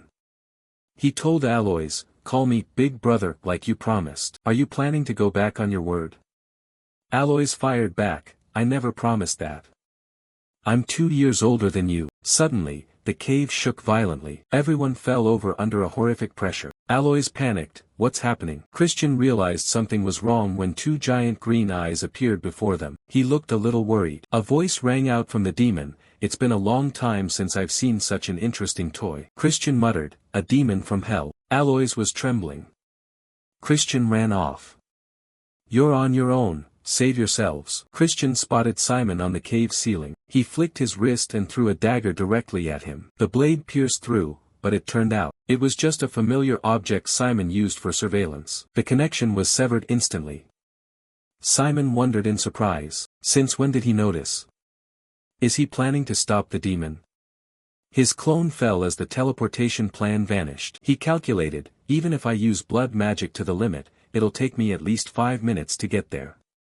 If I'm late, everyone's dead. He hurried away. It turned out he wasn't exactly a villain, just someone who wanted to pull a prank as he'd told the clan leader. The demon called out, "You're interesting. What are you plotting?" Christian replied, "I just hate being peeped on." The demon laughed. He didn't care much for a dead man. Christian remarked that compared to the demons of the era of destruction, this one was just low tier, but at least 5 stars, it wasn't something he could easily handle right now. He raised a finger, noting that it wasn't all bad news. He had used a spell to put everyone to sleep, just as he had once done with the barmaid. Aloy's subordinates gradually lost consciousness. Aloys yelled, "What are you doing?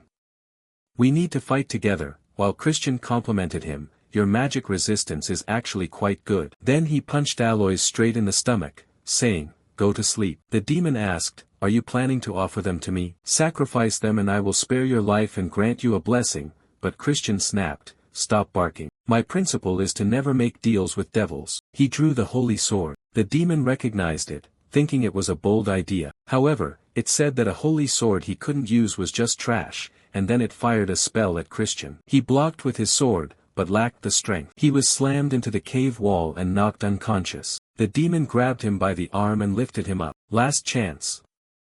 Hand them over to be released." Christian spat in its face. "What makes you think I can't use a holy sword?" He broke free, grabbed onto its leg, and doubled over as the demon landed on the ground. He activated his other energy core. The tip of the holy sword regrew with a brilliant aura. The demon grew anxious, wondering how someone like him could use the power of light. Christian asked, "Do you finally see that your life is in danger?" The demon replied, "This won't stop me," and created a massive red sphere. Christian prepared himself, widening his stance. He shouted as he unleashed his ultimate move, Dead Sea Lightbreaker. He swung his sword, creating a massive golden wave that surged toward the demon. It screamed, "Impossible." It took the hit and collapsed onto the floor. It seemed Christian had killed it, but his eyes were weary, realizing he had pushed his body too far. His vision narrowed by the second. He fell as everything faded to black. The scene shifted to his previous life, where his friend Evan asked in shock, "Did you actually copy my ability?" Christian replied, "Something like that," and Evan remarked,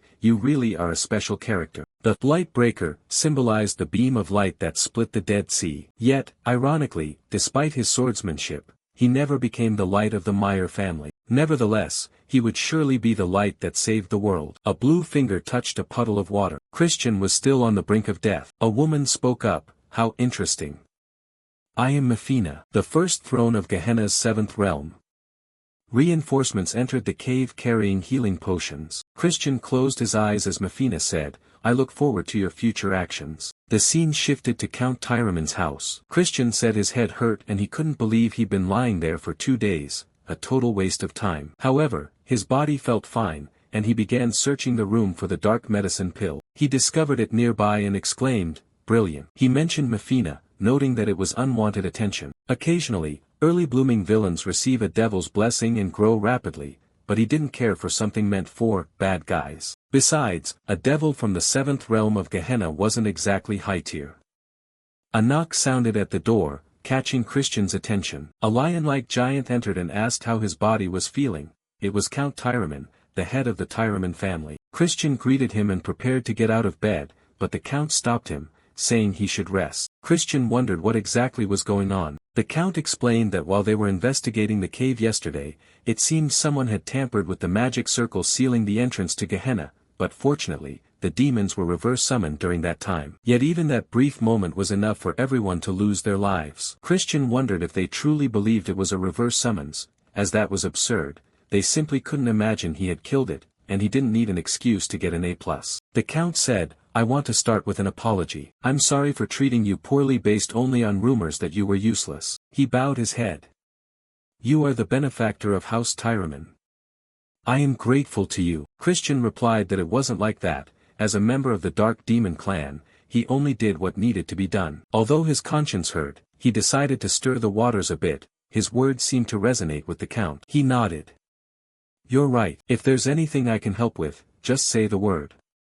As long as it isn't impossible, I'll make sure it happens." Christian thought for a moment and then said, "In that case, I hope House Tyraman casts aside its old grudge against House Khazar. Instead of a relationship like enemies always bearing fangs at each other, I hope we can have a friendly but competitive relationship, planning progress together as befits our shared bloodline." The Count was about to say something, but Christian continued, "I'm sure House Tyraman also knows the reason the two houses are hostile is due to the main family's behind-the-scenes work. If the branches join forces, the main family will feel threatened. It's a conspiracy to keep us like guard dogs." The Count asked, "Are you planning to rebel against the main family?" But Christian shook his head, I don't think so. I just want the two families not to be held back by past mistakes. The Count was astonished. I didn't expect you to think so far ahead. Christian smiled, thank you for the compliment. Do you accept my request? The Count replied, for the first time in a long while, I will contact Count Khazar, but before he finished, he called for Ridden. Christian smiled, that's right, if they united one by one like that, they could create a much stronger front during the era of destruction. The Count patted Aloys on the shoulder and said, what are you waiting for? My son has something to say. Aloys shyly handed over the dark medicine pill. Take it. When I entered the cave, it was on the floor. Since you were unconscious, I kept it. Christian said, if that's the case, I'm very grateful. I want to give you more than you've managed to do, but Aloys snapped, don't you dare. The Count laughed. I will give him a gift on your behalf. He handed over a summoning stone capable of holding a level 4 beast. Christian was impressed. A truly rare item. The Count said, I will also prepare a report so you can participate in the Dark Holy Rite.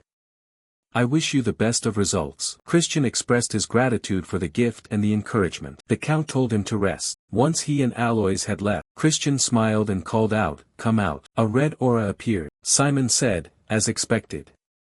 It was no coincidence that you discovered me. Christian replied, I smell blood. Simon introduced himself. I am the Grand Butler of the Dark Demon Clan. Christian wondered to himself if he was the clan leader's henchman. He had heard the name Simon somewhere, the leader of the Blood Shadow Demon sect. He explained that the Blood Shadow Demon sect didn't distinguish between the Magic Empire or the Dominion of Apply. They were a psychopathic organization that enjoyed slaughter and terror. The leader was a villain who reached 8 stars, and by the end of the Era of Destruction, reached 9 stars to become the 10th Demon King. He couldn't count how many times he had nearly died because of him. Simon was the very flesh and blood of the Demon King. Simon said, I didn't expect the young master to be so magnificent.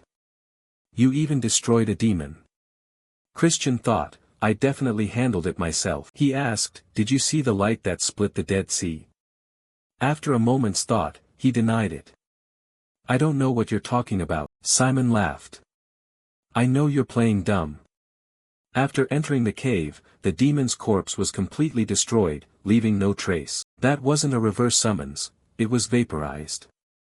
I'm impressed by your skills. Explain it. Christian asked, why should I reveal my trump card, and Simon reminded him, this will be reported to the clan leader. Christian replied, what if I were the clan leader instead of a bookworm answering every question? I want a predator to hide its claws until the very end. Simon was surprised. You really are interesting.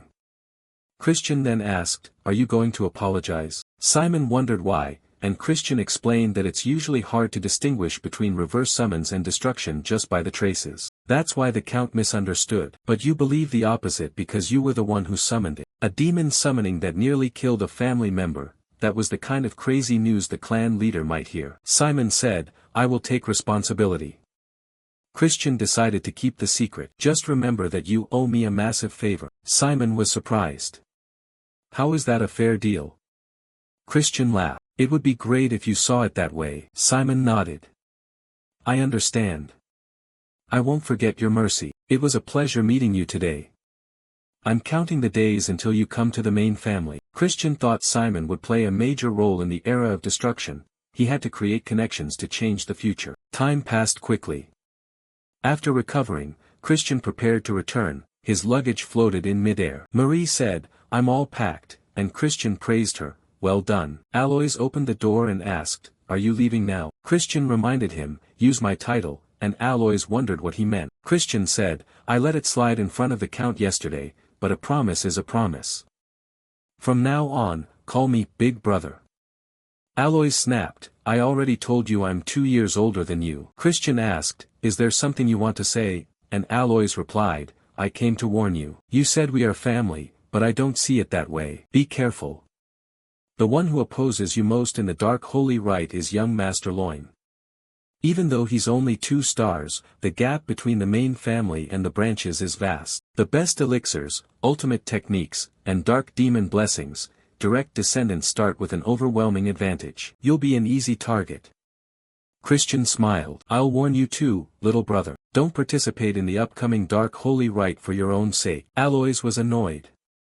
I'm saying this because I'm worried.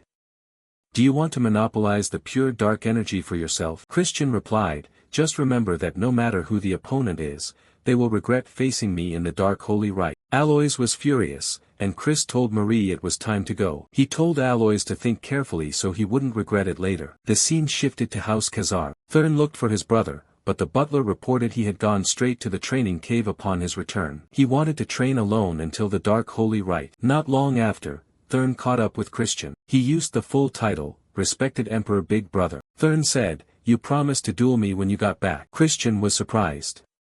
"You've really grown up fast. Reaching 2 stars in the common rank, you're making incredible progress." He said he was busy training and realized Thurn was also participating in the dark holy rite. Christian was worried, that wasn't good. He told him to wait, after he finished his training, they would duel, and Thurn should practice too. Thurn demanded a promise, "Don't delay it like last time, be careful." Chris laughed, "Alright." Thurn left, and Christian thought the boy was truly stubborn. Looking at the silhouette of Lori 10, the image of a girl with green hair flashed in his mind. She asked, "You promise, right?" The memory made Christian smile as he whispered, "The kid is just like me." In the training area, Christian sat on his bed looking at the dark medicine pill. He thought there was still half a month left. He chewed it, the taste incredibly bitter. He lay down and tried to absorb it. As it went down into his stomach, he muttered, "More chaotic than I expected." A strange sensation appeared. He asked, "What is this? Is there light energy inside the pill?" He wondered to himself, the beast's excitement when it died must have merged with it. No wonder demons find it hard to absorb. He continued to guide it through the mana channels. All that remained was this light force. Demons usually expelled it with a teacher's help. But why would I let such a good thing go to waste? He channeled it into his light core, absorbing it along with the darkness. Light and darkness flowed through the channels to their respective cores. Christian's eyes snapped open with a strong flash. Then he closed them, revealing only darkness. Simultaneously, the scene shifted to a red-haired woman. She allowed her subordinate into the room, and he reported on the investigation of the dark medicine pill. A demon was summoned during the hunt, but Christian survived. He apologized for taking so long to look into it thoroughly, and she praised him, "Well done." The subordinate said, "Unless you have further questions, I'll take my leave." She looked at a picture of Christian. This beautiful young woman's name was Eidline.